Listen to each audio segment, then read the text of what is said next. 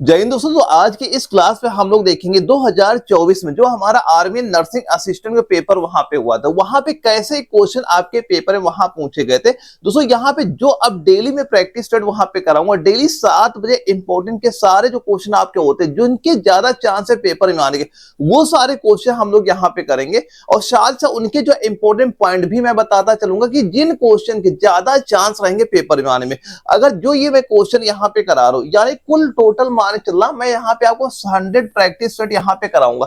अगर आपने ये 100 प्रैक्टिस सेट मन से वहां पे तैयार कर लिए, और इसके साथ साथ जो यहाँ पे मैं पॉइंट बताऊंगा, सारे पॉइंट आपने तैयार कर लिए, आप जब भी पेपर में बैठोगे इसके बाहर क्वेश्चन वहां पे नहीं जाएगा। तो पेन और कॉपी लेके बैठिएगा, जो चीज मैं साथ साथ बताता जाऊं सारी चीजें आप वहां पे नोट करते हुए चलना। और लास्ट में ये जो आपकी क्लास में करा रहा हूं, इसकी पीडीएफ भी मैं आपको प्रोवाइड करा दूंगा। जो आपका एप्लीकेशन आने वाला है वहां पे ये इसकी पीडीएफ भी वहां पे अपलोड कर दी जाएगी। तो दोस्तों जब एक क्वेश्चन आपका ये पूछा गया था, ये बताओ भारत की एकमात्र पनडुब्बी का नाम बता दो, क्या हो जाएगा। ये सारे क्वेश्चन आपका 2024 में लेटेस्ट जो आपका न्यू पैटर्न के पेपर क्वेश्चन आ रहे हैं, वो सारे मैं यहाँ पे करा रहा हूं। जहां पे 4 ऑप्शन क्या दिए गए थे, पहला है विशाल, दूसरा हरियन, तीसरा कुशल, चौथा है वीरा। तो अगर आपके एग्जाम में ये क्वेश्चन कभी रिपीट वहां पे हुआ, या इसके कुछ मैं और पॉइंट बताऊंगा, ये क्वेश्चन ना के हो सकता है इसी से रिलेटेड कोई दूसरा पॉइंट आपसे वहां पूछ लिया जाए। क्योंकि ये तो आपको पता ही होगा कि आर्मी के एग्जाम में रिपीट क्वेश्चन बहुत ज्यादा वहां पे होता है। तो जितने आपके प्रीवियस ईयर क्वेश्चन, उसमें अच्छी खासी पकड़ बना के वहां पे चलना, क्योंकि क्वेश्चन का लेवल वही रहेगा, बस थोड़ा पैटर्न वहां पे चेंज होगा और आपके क्वेश्चन रिपीट बहुत ज्यादा वहां पे होते हैं। तो इसका सीधा सीधा राइट आंसर आप क्या कह दोगे, हरियन आपका राइट आंसर यहाँ पे हो जाता है।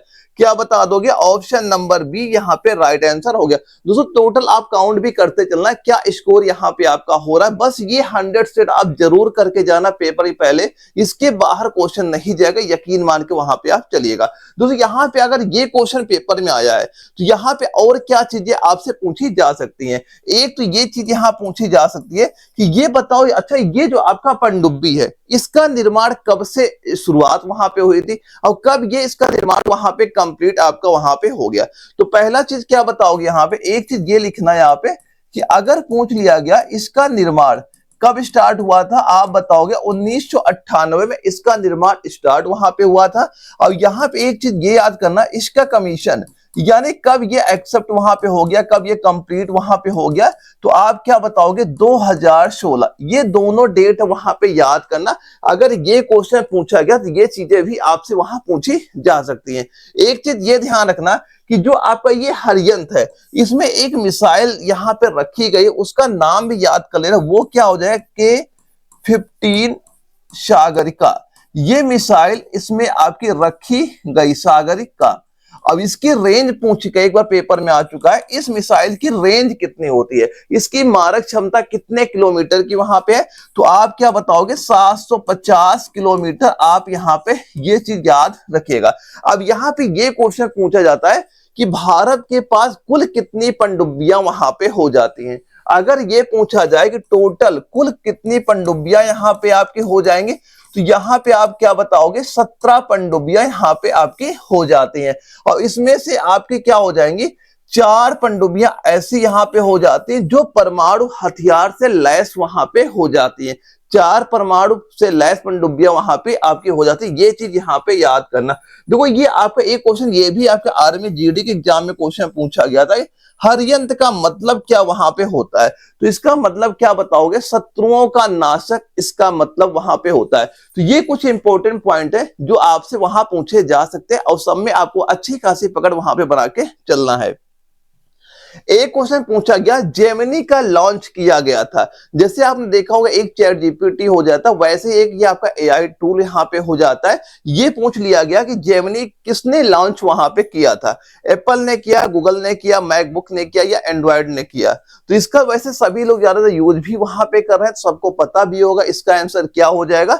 सीधा सीधा क्या बताओगे, गूगल। इसका ऑप्शन बी हमारा राइट आंसर यहाँ पे हो जाता है। अब एक चीज ये ध्यान रखना, यहां आपसे ये भी चीज पूछी जा सकती है कि ये कौन से वर्ष में लॉन्च वहां पे की गई थी। तो अगर वर्ष का नाम आपसे पूछ लिया जाता है, तो वर्ष आप क्या बताते हैं, दिसंबर महीना हो जाएगा, और 2023 में इसे लॉन्च वहां पे किया गया था। ये वर्ष भी आपको पता वहां पे होना चाहिए। अगला क्वेश्चन यह था संविधान का भाग, ये बताओ जो 4A है किससे संबंधित वहां पे हो जाता है।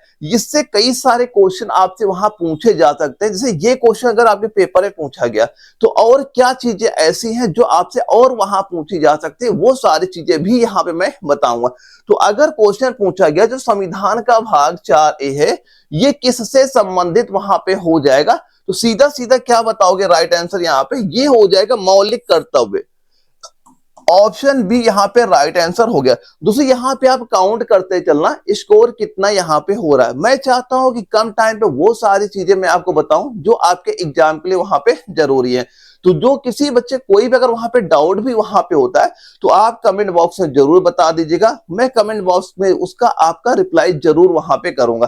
फिलहाल हम लोग क्लास पे वहां फोकस करते हैं, क्योंकि अगर सभी की मैं कमेंट वहां पे देखूंगा तो क्लास बहुत ज्यादा लंबी वहां पे हो जाएगी, क्योंकि सीधा क्वेश्चन सामने रहता, ऑप्शंस आपके सामने दिखी जाता वहां पे। तो आपको केवल ये देखना है कि हमारा स्कोर कितना वहां पे हो रहा है। अगर आपका स्कोर इस प्रेजेंट टाइम पे 35 क्वेश्चन तक हो रहा है, तैयारी आपकी बिल्कुल सही चल रही, लेकिन अपना टारगेट बना के चलना कि हमें कैसे भी करके 40 प्लस क्वेश्चन वहां पे आपको करने हैं। तो देखो यहाँ पे क्या क्या याद होना चाहिए, इसमें भाग 4 तो आपका दिया गया है। अब यहाँ पे अनुच्छेद भी आपसे पूछा जा सकता है, ये कौन से अनुच्छेद में आपका ये मौलिक कर्तव्य यहाँ पे आ जाते हैं। तो यहाँ पे अनुच्छेद आप क्या याद कर लोगे, अनुच्छेद लिख लेना 51A, ये अनुच्छेद आपको यहाँ पे पता होना चाहिए।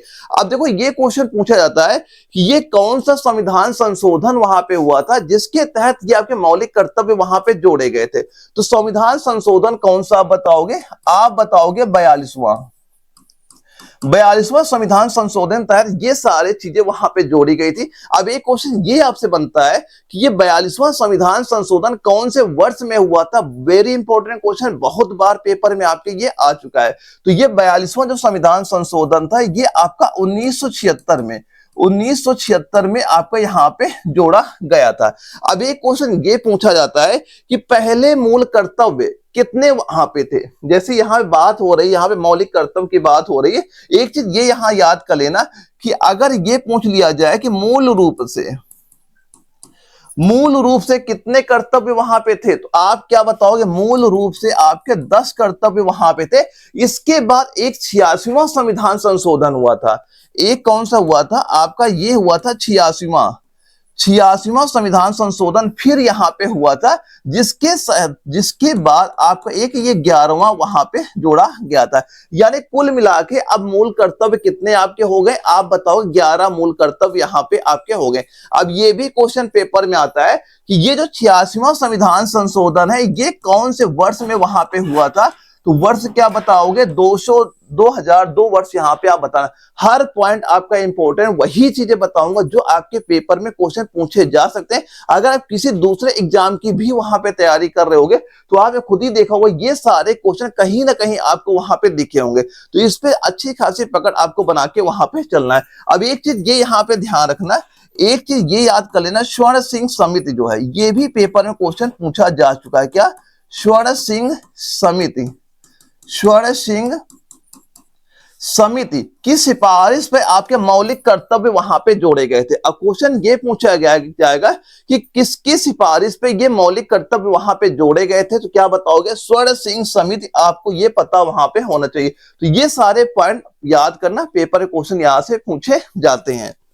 अगला एक क्वेश्चन था, इसमें पूछा गया 2011 की जनगणना के अनुसार किस राज्य में सर्वोच्च लिंगा अनुपात है। हमें इनमें बताना है, अरुणाचल, केरल, हरियाणा, छत्तीसगढ़, किसका लिंगा अनुपात सर्वोच्च।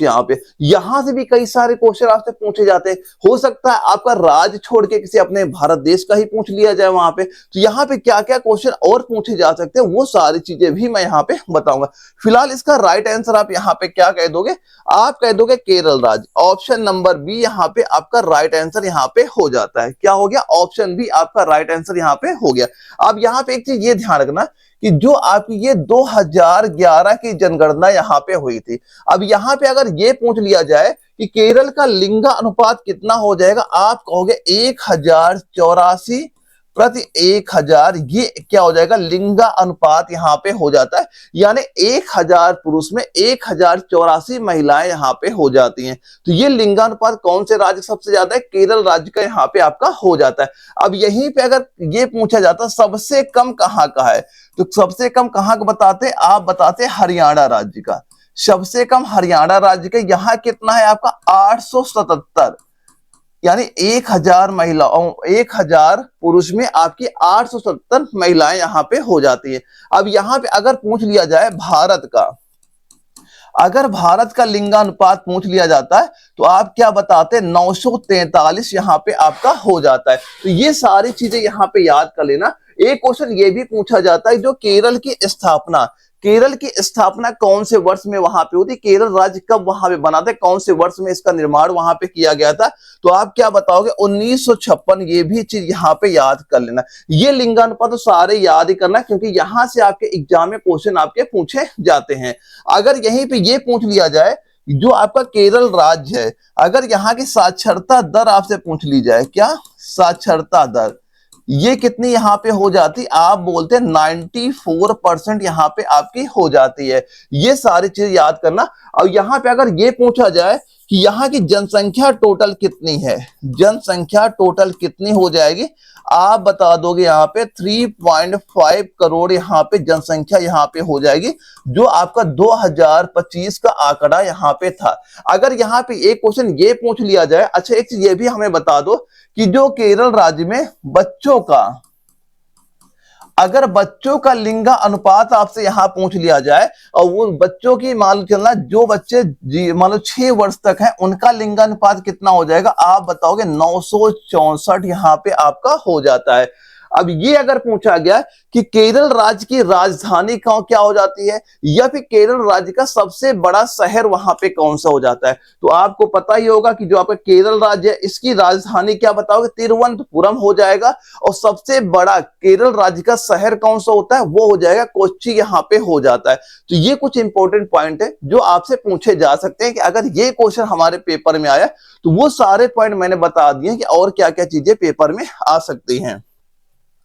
एक क्वेश्चन ये आपसे पूछ रहा है कि ये बताओ पूर्वी हिमालय के किनारे पर कौन सी नदी स्थित है, कहां पूछा जा रहा है, पूर्वी हिमालय के किनारे पे कौन सी नदी यहाँ पे स्थित हो जाएगी, सतलुज होगी, ब्रह्मपुत्र है, या सिंधु है, या गंगा है, तो कौन सी नदी आप बताओगे, सीधा सीधा आपको बताना है ब्रह्मपुत्र नदी बताना है। ऑप्शन नंबर बी इसका बिल्कुल राइट आंसर हमारा यहाँ पे हो जाता है। अब देखो यहाँ पे क्वेश्चन ये पूछा जाता है, याद करिएगा यहाँ पे, कि जो ये ब्रह्मपुत्र नदी है भारत के कौन से राज्य में बहती है, तो आप क्या कहोगे, ये जो आपकी होती है ब्रह्मपुत्र नदी पूर्वी हिमालय में तिब्बत से निकलती है और भारत के असम से होकर बहती है। भारत के कौन से राज्य में बहती है, आप कहोगे असम राज्य से होकर ये आपकी बहती है। अगर ये पूछा जाए ब्रह्मपुत्र जो नदी है इसकी कुल लंबाई कितनी यहां पे होगी अगर लंबाई आपसे पूछ ली जाती तो 3848 किलोमीटर ये इसकी लंबाई वहां पे आपकी हो जाती है।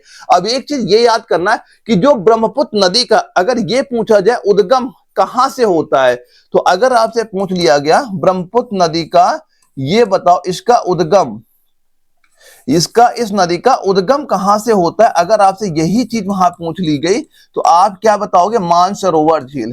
क्या बता दोगे यहां पे, मानसरोवर झील। क्या बताओगे, मानसरोवर झील। याद कर लेना कि ये जो उद्गम कहां से होगा, मानसरोवर झील, यहां पे आप बता दोगे। एक चीज ये यहां पे याद करना कि जो ब्रह्मपुत्र नदी है इसे बांग्लादेश में किस नाम से वहां पे आपकी ये जानी जाती है, तो यहां पे क्या बताओगे, ये पद्मा के नाम से वहां पे आपकी जानी जाती है। और ये नदी जब गंगा से यहां मिल जाती है, किससे, गंगा से, गंगा से जब आपकी ये मिल जाती हैं तो इसको मेघना क्या बनाती है, मेघना, वहां पे मेघना के नाम से आपकी वहां पे जानती है।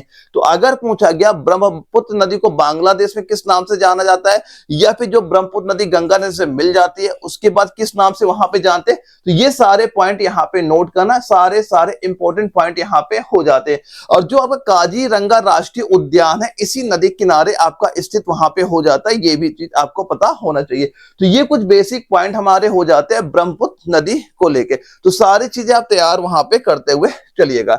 अगला क्वेश्चन ये आता है, जून और जुलाई के महीने में तेलुगु में कौन सा त्योहार मनाया जाता है? जून और जुलाई के महीने में आपका तेलुगु में कौन सा त्योहार मनाया जाता है? तो कौन सा मनाया जाएगा? आप बताओगे बोनालू।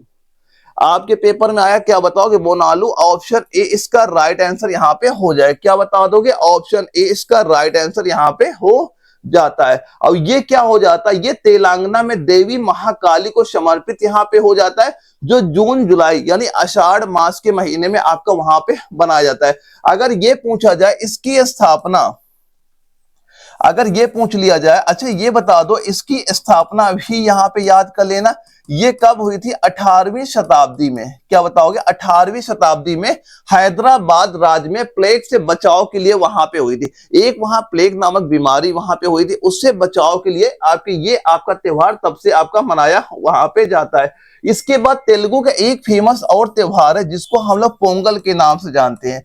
किसके नाम से? पोंगल के नाम से आपका जाना जाता है। अगर पोंगल त्योहार भी आपसे पूछ लिया जाए तब भी आपको किसका नाम बताना है? केरल, तब भी आपको तेलुगु का ही नाम वहां पे बताना है। ये सारे पॉइंट आपके इंपॉर्टेंट वहां पे हो जाते हैं। अगला क्वेश्चन आता है, 2008 में बुकर पुरस्कार किसे प्रदान किया गया था? तो ये क्या होता है, थोड़ा आपके करंट अफेयर से वहां मिलते जुलते क्वेश्चन वहां पे आते हैं, क्योंकि पुरस्कार से हमेशा आपके पेपर में क्वेश्चन वहां पूछा गया। बस जितने चीजें बताई जा रही सारी चीजें अच्छे से आप वहां पे देखते चलना, तैयार आप करते वहां पे चलिएगा। तो 2008 में बुकर पुरस्कार किसे प्रदान वहां पे किया गया था? तो 2008 में किसका नाम आप बताओगे? अगर पेपर में आपका पूछा गया तो यहां बताना अरविंद अडिगा का नाम बताना है। ऑप्शन सी आपका राइट आंसर यहां पे हो जाता है। और किस उपन्यास के लिए उन्हें दिया गया था? अगर उपन्यास का नाम ही पूछ लिया जाता, कौन सा वो उपन्यास यहां पे आपका हो जाएगा? तो उपन्यास का नाम क्या बताओगे? द व्हाइट, क्या हो जाएगा? The white tiger. The white tiger ये उपन्यास का नाम वहां पे हो जाता है, जिसके लिए ना बुकर पुरस्कार वहां पे आपका दिया गया। अगर ये क्वेश्चन पूछ लिया जाए कि ये बताओ जो आपका ये बुकर पुरस्कार है, ये बुकर पुरस्कार की स्थापना यानी ये कब से वहां पे प्रदान किया जाता है, अगर वर्ष पूछ लिया जाए तो आपका हो जाएगा 1969 ईस्वी में ये आपका दिया जाता है, जो कि आपका अंग्रेजी साहित्य के लिए वहां पे ये आपका प्रोवाइड वहां पे कराया जाता है। तो बुकर पुरस्कार कब से दिया जाएगा? वर्ष याद करना, बहुत बार पेपर में क्वेश्चन आपका ये पूछा जा चुका है। और दोस्तों यहाँ पे जो अरविंद अडिगा का नाम दिया जा रहा है, ये सबसे युवा भारतीय विजेता है, जिनकी उम्र उस समय केवल कितनी उम्र थी इनकी, जब ये पुरस्कार इनको दिया गया था? 33 वर्ष केवल इनकी उम्र वहां पे थी। अब ये पुरस्कार कुछ और भारतीयों को वहां पे दिए गए हैं, तो वो कौन से हो जाएंगे? उनके भी नाम याद कर लेना। एक नाम याद करना, क्या? अरुंधति का। किसका नाम याद करोगे? अरुंधति राय। अरुंधति राय, इनको भी मिल चुका। इनको ये पुरस्कार 1997 में वहां पे दिया गया था। एक नाम याद करना यहाँ पे, किरण देसाई। किरण देसाई का नाम यहाँ पे याद कर लेना। किरण देसाई को ये 2006 में ये पुरस्कार वहां पे दिया गया था। एक नाम यहाँ पे याद करना, किसका? अमिताभ।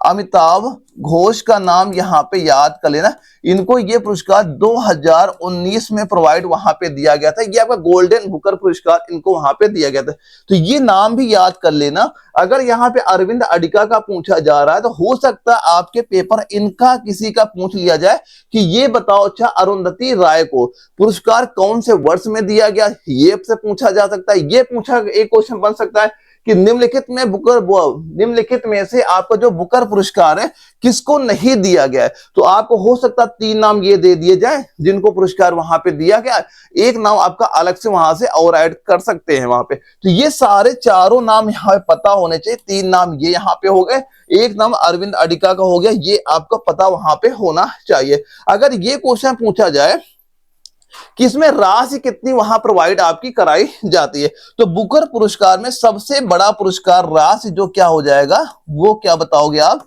50,000 पाउंड।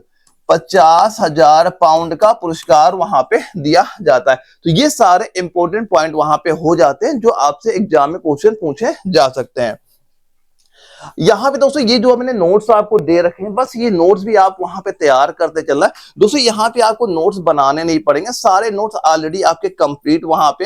ये नोट्स बनाने में जो आपका टाइम वहां वेस्ट होता है वो टाइम वेस्ट नहीं होगा। बस जो चीजें नोट्स में दिए जा रहे बस आपको तैयार करना, चाहे आपका बायोलॉजी हो, चाहे फिजिक्स हो, चाहे केमिस्ट्री, चाहे मैथ, चाहे जीके, पूरे कंप्लीट नोट्स यहाँ पे आपको मिल जाएंगे। ये नोट्स चाहो तो ये एप्लीकेशन में भी मैंने वहां पे अपलोड कर दिए, नोट्स साथ यहाँ प्रैक्टिस सेट भी वहां पे डाल दिए, तो अच्छे से वहां पे तैयार करिएगा। यकीन मान चलना जब भी आपका पेपर लगेगा इसके बाहर कोई क्वेश्चन आपको वहां पे नहीं जाएगा। या फिर स्क्रीन में जो व्हाट्सएप नंबर आपका शो कर रहा है तो इस वैसी व्हाट्सएप नंबर मुझे व्हाट्सएप पे मैसेज भी कर देना कि आर्मी नर्सिंग असिस्टेंट नोट्स, तो मैं आपको सीधा सीधा आपके व्हाट्सएप पे ही वहां पे सारे नोट्स वहां प्रोवाइड वहां पे करा दूंगा। बस ये जितने नोट्स आपको दिए जा रहे हैं सारे नोट्स आपको बिल्कुल वहां पे तैयार करने हैं, क्योंकि अगर आप चाहते हैं कि हम इसी साल अपना एग्जाम वहां पे क्लियर कर ले तो केवल आपको वही चीजें पढ़नी जो आपके एग्जाम में क्वेश्चन वहां पूछे जाते हैं।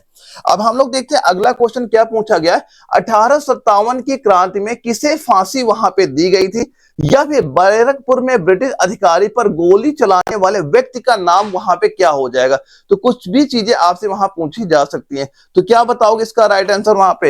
ये चार ऑप्शन वहां पे दिए गए, पहला है भगत सिंह, दूसरा है राजगुरु, तीसरा है सुखदेव, चौथा है आपका मंगल पांडे। तो भाई ये तो बेसिक सवाल हो जाता है, क्योंकि भाई ऐसे सवाल हम खुद ही देखेंगे कई सारे एग्जाम में वहां पूछे गए थे। तो ये सवाल देखो, ये मैं वही कह रहा हूं, ऐसे सवाल आपके रिपीट बहुत ज्यादा वहां पे होते हैं, तो ऐसे सवालों की अच्छी खासी पकड़ वहां पे आपके होनी चाहिए अगर आप एग्जाम वहां पे क्लियर करना चाहते हैं। तो सीधा सीधा आप क्या बताओगे, मंगल पांडे, यानी ऑप्शन नंबर डी हमारा बिल्कुल राइट आंसर इस क्वेश्चन के यहाँ पे हो जाता है। आप देखो, अब अगर कभी ये क्वेश्चन पूछा जाए, देखो जो मंगल पांडे का था, ये जो आपकी 1800 क्रांति कब हुई थी, जो आपकी 1857 की क्रांति में बैरकपुर में ब्रिटिश अधिकारी पर गोली चलाने के लिए इनको फांसी वहां पे दी गई थी, ये क्वेश्चन में आपसे दिया जा रहा है। अब देखो अगर ये कभी पूछ लिया जाए, अच्छा ये बताओ ये घटना कौन से वर्ष वहां पे हुई थी, तो क्या बताओगे आप, 29 मार्च, पूरी डेट याद करना, डेट भी आपसे पूछ ली जाती, क्या बताओगे, 29 मार्च यहां पे हो जाएगी, 29 मार्च, क्या बताओगे 29 मार्च, और यहां पे क्या लिखोगे 1857, ये पूरी डेट यहां पे आपको पता होनी चाहिए। अब यहां पे अगर ये पूछ लिया जाए इनको फांसी कब दी गई थी, फांसी कब दी गई थी, तो आप क्या बताओगे 8 अप्रैल, फांसी कब दी गई थी, 8 अप्रैल 1857 को इनको वहां फांसी वहां पे दी गई थी। अब एक क्वेश्चन ये पूछा जाता है, अच्छा ये बताओ ये कौन से यूनिट में, यानी कौन से यूनिट के सोल्जर वहां पे थे। एक चीज ये याद कर लेना कि जो मंगल पांडे थे ये आपकी 34वीं बंगाल, क्या बताओगे 34वीं बंगाल नेटिव आपकी इन्फेंट्री के सिपाही दोस्तों यहाँ पे थे, यहाँ पे। तो ये चीज भी यहाँ पे याद करना, जो एग्जाम में क्वेश्चन आपके अक्सर वहां पूछ लिए जाते हैं। तो फिलहाल तो ये तो याद ही कर लेना, इनको फांसी कौन से वर्ष में यानी कौन से डेट में वहां पे दी गई थी, ये भी आपका इंपॉर्टेंट हो जाता है। ये एग्जाम में क्वेश्चन पूछा जा चुका है, और ये घटना कब वहां पे घटी थी तो ये भी आप यहाँ पे याद कर लीजिएगा। कम से कम एक बार पढ़े रहेंगे ना यहाँ पे, जो अगर एग्जाम में क्वेश्चन आ गए तो आपका माइंड तुरंत वहां पे क्लिक करेगा। बस मैंने कह दिया, आप बस ये 100 सेट लगा के वहां पे जाओ, पेपर में बैठ जाना, इसके बाहर क्वेश्चन नहीं जाएंगे, लेकिन सारे स्टेट आपके अच्छी खासी पकड़ वहां पे होनी चाहिए। जितने पॉइंट यहाँ बताए जा रहे हैं सारे पॉइंट आपके वहां पे क्लियर होने चाहिए। अगर ये क्वेश्चन ये पूछा गया 2024 में शुरू की गई सूर्य घर योजना में उपलब्ध सब्सिडी का परसेंटेज क्या वहां पे था, करंट अफेयर का क्वेश्चन ये आपका था। देखो करंट अफेयर ज्यादातर आपकी 6 महीने की ही वहां पे आती है। अभी जो आपका एग्जाम 2026 में वहां पे होगा, लगभग मार्च या अप्रैल महीने में एग्जाम हो जाएगा, तो आपको कम से कम ये मान चलना है अक्टूबर से लेके आपका, अगर मार्च में एग्जाम हो रहा था फरवरी तक, वहां पे इतनी करंट अफेयर आपकी अच्छी खासी पकड़ होनी चाहिए, क्योंकि लगभग 3 क्वेश्चन करंट अफेयर के हमारे पेपर में देखने को मिल जाते हैं। तो ये फिलहाल करंट अफेयर क्वेश्चन हो जाता है, तो इसका हम सीधा सीधा आंसर यहाँ पे देख लेते हैं कि जब ये 2024 में क्वेश्चन आपका पूछा गया था वहां पे, तो इसका राइट आंसर क्या था आपका 40%, क्या था आपका 40% वहां पे था। तो फिलहाल इसका केवल इतना ही देखो, क्योंकि ये अब आपका पुराना क्वेश्चन हो चुका है, ये रिपीट नहीं होगा, लेकिन ये क्वेश्चन इस वजह से यहाँ पे रखा गया था कि आप थोड़ी करंट अफेयर पे भी वहां फोकस करिए, क्योंकि आपके एग्जाम में 3 क्वेश्चन लगभग वहां पे, 2 तो कंफर्म भी वहां पे आएंगे, कभी कभी 3 क्वेश्चन भी आपसे वहां पूछ लिया था, लेकिन 2 क्वेश्चन कंफर्म है पेपर में पूछे जाएंगे। अब एक क्वेश्चन आया, किस वेद में अग्नि अग्नि इंद्र और आपके सोम की स्तुति में भजन संग्रहित हैं? कहां पे संग्रहित हैं? ऋग्वेद है, अथर्ववेद है, सामवेद है, यजुर्वेद है। तो कौन सा वेद आपको बताना है? यहां पे आपको बताना है ऋग्वेद। ऑप्शन ए इसका राइट आंसर क्या हो जाएगा? ऋग्वेद हो जाता है। दोस्तों जो ऋग्वेद है ना, ये सबसे पुराना वेद है। क्या बताओगे? ऋग्वेद सबसे पुराना वेद हो जाएगा, ये भी याद कर लेना, क्या पुराना वेद है। तो अगर कभी पूछा गया सबसे पुराना वेद का नाम बताओ, तो क्या बताओगे? ऋग्वेद का नाम आपको पता होना चाहिए। और दोस्तों ये जो अगर ये क्वेश्चन पूछा गया कि जो आपका ऋग्वेद है, इसकी स्थापना लगभग कब वहां पे हुई थी, तो आप क्या बताओगे? लगभग आपका 1500 लेके 1200 ईसा पूर्व, 12 ईसा पूर्व यहां पे लिख लेना, तब इसकी स्थापना वहां पे आपकी हो जाती है। और जो आपका ऋग्वेद यहां पे था, अगर कभी ये पूछा गया इसमें कुल मंडल कितने हैं, ये सारे क्वेश्चन पूछे जाते हैं, सीधा पूछेगा ऋग्वेद में कुल मंडल की संख्या कितनी है, तो मंडल कितने आपको बताने हैं? 10 मंडल आप यहां बता दोगे। अगर ये पूछा गया टोटल सूक्त या श्लोक कितने हैं, तो क्या बताओगे? 1028 यहां पे आपको बता देना। अगर ये भी कभी क्वेश्चन पूछा गया सबसे बड़ा वेद कौन सा है, तब भी आप क्या बताओगे? इसी का नाम आपको बता देना, ऋग्वेद सबसे बड़ा वेद यहाँ पे आपका हो जाता है। इसके बाद उससे यहाँ पे कुछ और वेद यहाँ पे दिए गए, जैसे जो आपका सामवेद है, सामवेद किससे संबंधित हो जाएगा? आप बताओगे संगीत से। किससे संबंधित होगा? आप कहोगे संगीत से। इसके बाद जैसे आपका यजुर्वेद दिया गया है, ये किससे संबंधित होगा? आप बताओगे यज्ञ से संबंधित वहां पे आपका हो जाता है। एक आपका अथर्ववेद यहाँ पे हो जाएगा, अथर्ववेद ये किससे हो जाता है? दोस्तों आपने देखा होगा जो आपका जादू टोना होता है, क्या होता है? जादू टोना। ये जो सारे होते हैं, ये किसके बारे में बताया गया? ये सारा चीज आपका अथर्ववेद में यहाँ पे बताया गया। ये क्वेश्चन सीधा सीधा पूछेगा, उस वेद का बताओ जो संगीत से संबंधित हो जाएगा। संगीत का पूछेगा, सामवेद बताना है। यज्ञ का पूछा गया, यजुर्वेद बताना है। जादू टोना पूछा गया, आप अथर्ववेद बताओगे। सबसे बड़ा पूछा गया, आप बताओगे ऋग्वेद बताओगे। ऋग्वेद के बारे में ये सारे चीज याद करना, कितने मंडल हैं, कितनी सूक्ति वहां पे, ये भी पेपर में क्वेश्चन पूछे गए। तो सारे चीजें आपको पता वहां पे होनी चाहिए। एक क्वेश्चन पूछा गया, अब यहां से हमारे बायोलॉजी क्वेश्चन स्टार्ट हो जाते हैं। टोटल 15 क्वेश्चन हमारे बायोलॉजी के पेपर में वहां पे आते हैं, और हर क्वेश्चन आपका इंपॉर्टेंट यहाँ पे हो जाता है। दोस्तों यही मान चलना है कि अगर आपको आर्मी नर्सिंग का पेपर वहां पे निकालना है, तो मेन आपकी जो बायोलॉजी होगी, केमिस्ट्री होगी, इस पे अच्छी खासी पकड़ वहां पे होनी चाहिए, क्योंकि 30 क्वेश्चन तो यहीं से आपको देखने को मिल जाते हैं। तो ये क्वेश्चन ध्यान से देखो, बताओ राइट आंसर क्या हो जाएगा। तो अगर आपके पेपर में ये क्वेश्चन कभी पूछा गया, तो विटामिन सी की कमी से कौन सा रोग होगा, तो आप क्या बताओगे? स्कर्वी होता है। ऑप्शन सी इसका बिल्कुल राइट आंसर यहाँ पे आपका हो जाता है। अब ये क्वेश्चन पूछा जाता है कि जो आपका विटामिन सी है, इसका अन्य नाम भी आपसे यहां पूछा जाता है। तो इसका अगर अन्य नाम आपसे पूछ लिया जाता तो क्या बताते? यहाँ पे एस्कार्बिक।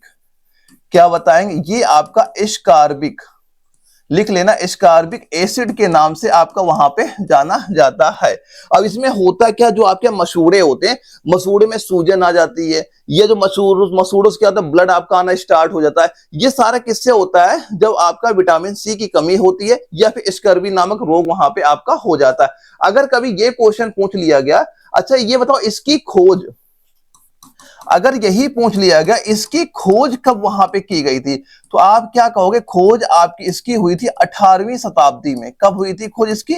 18वीं शताब्दी में वहां पे हुई थी। किसने इसकी खोज वहां पे की थी? वैज्ञानिक का नाम क्या बताओगे यहाँ पे? जेम्स लिंड के द्वारा इसकी खोज वहां पे हुई थी। यानी इन्होंने नींबू से इलाज वहां पे किया था। किससे किया था? नींबू के द्वारा वहां पे इलाज किया था। अब ये भी याद कर लेना कि जो आपका ये विटामिन सी यहाँ पे होता है, अब ये बताओ विटामिन सी के स्रोत क्या क्या वहां पे होते हैं, तो क्या बताओगे? जैसे कि आपका संतरा हो गया, क्या हो गया? संतरा हो गया, या फिर आपका जैसे नींबू हो गया, क्या हो गया? आपका नींबू हो गया, या फिर जैसे आपका आंवला हो गया, या क्या हो गया? आपका आंवला यहाँ पे हो गया। यानी जो खट्टे फल होते हैं उनमें विटामिन सी क्या होता है? भरपूर मात्रा में आपका पाया जाता है। तो क्या पूछा गया? अगर विटामिन सी के स्रोत पूछे गए, ये सारी चीजें यहाँ पे आपको पता यहाँ पे होनी चाहिए। अब देखो यहाँ पे जो बेरी होता है, ये क्या होता है? विटामिन B1 की कमी से यहाँ पे आपका हो जाता है। जिसके बाद जैसे आपका रतौंधी यहाँ पे दिया गया है, ये क्या होता है, विटामिन ए की कमी से यहाँ पे आपको हो जाता है। रिकेट्स यहाँ पे दिया गया, ये विटामिन डी की कमी से ये आपका यहाँ पे हो जाता है। तो ये सारे भी पॉइंट पता होने चाहिए। विटामिन बी की कमी हुआ, बेरी बेरी, ए की कमी हुआ, रतौंधी, डी कमी हुआ, रिकेट्स, ये सारे चीजें पता वहां पे होनी चाहिए कि कौन से विटामिन की कमी से कौन सा रोग होता है, क्योंकि विटामिन का पूरा आपका टॉपिक आपके सिलेबस में है। तो विटामिन अच्छे से वहां पढ़ के वहां पे जाना। यहां से एक आइडिया आपको हमेशा ये पता चल रहा है कि हमें मतलब किस पे ज्यादा फोकस करना है, कैसे कैसे क्वेश्चन हमसे वहां पूछे जा रहे हैं। तो ऐसी आपको तैयारी भी वहां पे करते हुए चलना है। अब ये बताओ निम्नलिखित में से किसमें उच्च प्रोटीन होता है। प्रोटीन देखो होता सभी में, सबसे ज्यादा प्रोटीन किसमें यहाँ पे होता है। देखो दूध हो गया, मसूर दालें हो गया, अंडा हो गया, इन सभी में भाई, इन सभी में तो आपका प्रोटीन पाया, सब में प्रोटीन होता है। तो आप क्या कह दोगे, ऑप्शन नंबर डी, यानी इन सभी में प्रोटीन आपका वहां पे पाया जाता है। एक चीज ये ध्यान रखना कि जो आपका अंडा होता है, इनमें जो आपका अंडा है ना, अंडे में कितनी प्रोटीन यहाँ पाई जाती है, तो यहाँ पे क्या कहोगे 0.8। देखो यहाँ पे प्रोटीन कितनी पाई जाएगी, इसका राइट आंसर क्या लिख लिया आपने, ऑप्शन नंबर डी हमारा यहाँ पे राइट आंसर यहाँ पे हो गया।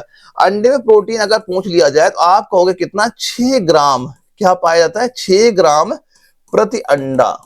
एक अंडा में कितनी प्रोटीन पाई जाती है, आप कहोगे 6 ग्राम प्रोटीन वहां पाई जाती है। अब ये भी याद करना है कि ये बताओ जैसे कि होता है ना भाई, किसी का वेट ज्यादा है, किसी का वेट कम है, तो भाई वेट के हिसाब से हमें जो प्रोटीन की आवश्यकता भी वहां पड़ती है। तो एक चीज ये याद कर लेना कि जो आपका 0.8 ग्राम ये जो प्रोटीन होती है प्रति केजी मान चलना, अगर आपका वेट 1 किलोग्राम है तो आपको कम से कम 0.8 ग्राम प्रोटीन आपको हर हाल में वहां पे चाहिए। अगर देखो एक क्वेश्चन ये पूछा है कि ये बताओ जो प्रोटीन है सबसे ज्यादा उत्पादक कौन करता है, कौन सा देश वहां पे करता है, तो प्रोटीन का सबसे ज्यादा उत्पादन आपको जो चीन देश है वो वहां पे आपका करता है। क्या बताओगे, चीन यहाँ पे हो जाता है। अब देखो जो आपका दालें होती है भाई, दाल में प्रोटीन आपकी पाई जाती है, जो आपकी मसूर की दाल वहां पे होती है उससे प्रोटीन बहुत ज्यादा आपकी पाई जाती है। तो ये मसूर और दाल सबसे ज्यादा कहाँ होता है, आप कहोगे भारत देश में वहां पे आपका हो जाता है। तो दोनों चीज याद करना, अगर ये पूछा गया कौन सा ऐसा देश है जहां प्रोटीन सबसे ज्यादा उत्पादन होता है, चीन का नाम आपको वहां पे बता देना है। ये भी चीज याद करना इंपॉर्टेंट यहाँ पे आपका हो जाता है। अगले क्वेश्चन की अगर हम लोग बात करते हैं, किडनी किस प्रणाली में शामिल है। किडनी जो है किस प्रणाली में शामिल होती है, उत्सर्जन है, पाचन है, श्वसन है, तंत्रिका है।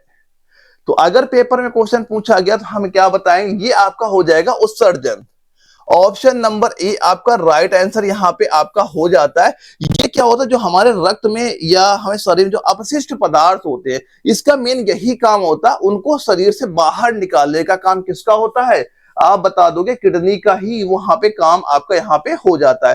अब क्वेश्चन ये आता है कि किडनी की सबसे छोटी इकाई यहां बता दो। क्या पूछेगा, किडनी की सबसे छोटी इकाई बताओ। इंपॉर्टेंट है, पेपर में कई बार क्वेश्चन आया है। तो इकाई क्या बताओगे आप, सीधा सीधा आपको बताना है नेफ्रॉन। यहाँ पे क्या बताओगे, नेफ्रॉन यहाँ पे हो जाएगा। अब जिसमें क्या हो जाता है लगभग 10, और जो हमारी किडनी होती है उसमें कितने नेफ्रॉन होते हैं, लगभग बताओगे 10 लाख यहाँ पे हो जाते हैं, जिसमें लगभग 10 लाख नेफ्रॉन आपके वहां पे पाए जाते हैं।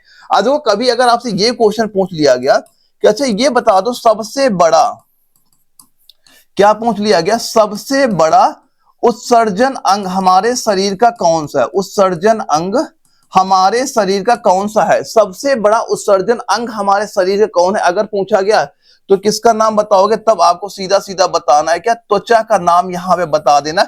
जो पसीने से अपशिष्ट जितने हमारे शरीर, देखा होगा कि जब हम लोग काम करते हैं पसीना निकलता है, तो हमारे शरीर जो अपशिष्ट पदार्थ होते हैं, जो खराब मटेरियल होता है, वो पसीने के द्वारा ही वहां पे बाहर आपका निकलता है।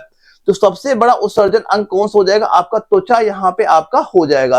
अब देखो एक क्वेश्चन ये आपका पूछा गया पेपर में कि ये बताओ जो आपका किडनी स्टोन होती है, किडनी स्टोन ये किससे वहां पे बनती है, किडनी स्टोन जो सबसे आम समस्या है ये किसके द्वारा वहां बनती है, इसे हम लोग पथरी के नाम से वहां पे जानते हैं। तो जो किडनी का स्टोन, किडनी की जो पथरी होती है किससे बनती है, तो आप सीधा सीधा क्या बताओगे, कैल्शियम की। किसकी बनी होती है वहां पे, कैल्शियम की आपकी बनी होती। ये चीज भी आपको पता वहां पे होना चाहिए क्योंकि इंपॉर्टेंट यहाँ पे आपका हो जाता है। तो ये दोनों सारे पॉइंट आप यहाँ पे याद कर रहे हैं। ये आपका वेरी इंपॉर्टेंट पॉइंट है कि इसकी इकाई क्या हो जाती है, नेफ्रॉन वहां पे हो जाती है, और लगभग कितने नेफ्रॉन पाए जाते हैं, 10 लाख आपको कम से कम पता होने चाहिए, क्योंकि पेपर में क्वेश्चन ये पूछे गए हैं। अब बताओ निम्नलिखित में से कौन सा स्तनधारी नहीं है, इनमें से कौन सा आपका स्तनधारी नहीं है। भाई ये देखो, तो कछुआ ही तो आपका नहीं है। देखो व्हेल भी स्तनधारी है, सील भी स्तनधारी है, और देखो यहाँ पे क्या बता दोगे, निम्नलिखित में से कौन सा स्तनधारी आपका नहीं है, तो किसका नाम बता दोगे, कछुए का नाम आप बता देना। ऑप्शन ए यहाँ पे राइट आंसर यहाँ पे हो जाता है, क्योंकि कछुआ किसमें आपका आ जाता है, ये आप बताओगे सरीसृप में।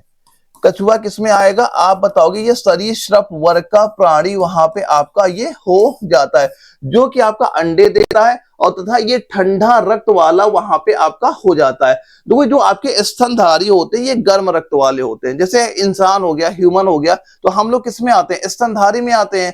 स्तनधारी क्या होते हैं, सीधे बच्चे वहां पे देते हैं, दूध पिलाते हैं, और जो आपके सरीसृप में आते हैं ये उसमें आपके नहीं हो पाते हैं। तो क्या बताओगे, देखो अब यहाँ पे कुछ चीजें और याद करना। अब यहाँ पे अगर स्तनधारी की बात यहाँ पे हो रही है, तो स्तनधारी से क्या क्या चीजें जो पेपर में पूछेंगे वो मैं बताऊंगा यहाँ पे, क्योंकि मैं वही चाहता हूं जो ये क्लास हो रही आपको वो सारे इंपॉर्टेंट पॉइंट ही आपको बताया जाए जो पेपर में आते हैं। तो अगर कभी ये पूछ लिया गया सबसे बड़ा स्तनधारी अगर पूछा गया, ये बताओ सबसे बड़ा आपका स्तनधारी कौन वहां पे आपका हो जाएगा। तो सबसे बड़ा स्तनधारी आपसे अगर पूछा गया किसका नाम बताओगे, आप बताओगे सीधा सीधा जो आपकी नीली व्हेल होती है, किसका नाम, नीली व्हेल का नाम बताना। अब इसकी लंबाई लगभग कितनी होती है, 30 मीटर इसकी लंबाई वहां पे हो जाती है। अब अगर कभी ये पूछ लिया गया कि ये बताओ सबसे छोटा स्तनधारी कौन सा वहां पे हो जाता है, तो यहां पे किसका नाम बताओगे, सबसे छोटे में आ जाएगा आपका एक होग नाम का है। क्या बताओगे, होग नोज्ड का नाम बताना। और इसकी जो लंबाई, इसका अगर वजन देखा जाए, वजन कितना लगभग हो जाता है 2 ग्राम का, 2 ग्राम इसका केवल वजन वहां पे होता है। होग नोज सबसे छोटा स्तनधारी आपका वहां पे हो जाता है। ये वो चीजें हैं जो इंपॉर्टेंट हो जाती है, जो एग्जाम में क्वेश्चन यहाँ पूछे जाते हैं। अगर ये कभी पूछ लिया जाए कि जो आपके स्तनधारी हैं इनकी कुल कितनी प्रजातियां वहां पे हो जाती हैं, स्तनधारियों की कुल प्रजातियां कितनी यहाँ पे हो जाएंगी, तो क्या बताओ लगभग आपकी 6400 प्रजातियां आपके स्तनधारियों की यहाँ पे आपकी हो जाती है। अब एक क्वेश्चन ये आता है कि ये बताओ, अच्छा जो यहाँ पे कछुआ की बात हो रही है, तो जो कछुआ होता है ये इनमें सबसे लंबी आयु तक जीवित रहता है, और कितने यानी 150-150 वर्ष तक आपका जो कछुआ होते हैं ये आपके जिंदा वहां पे रहते हैं।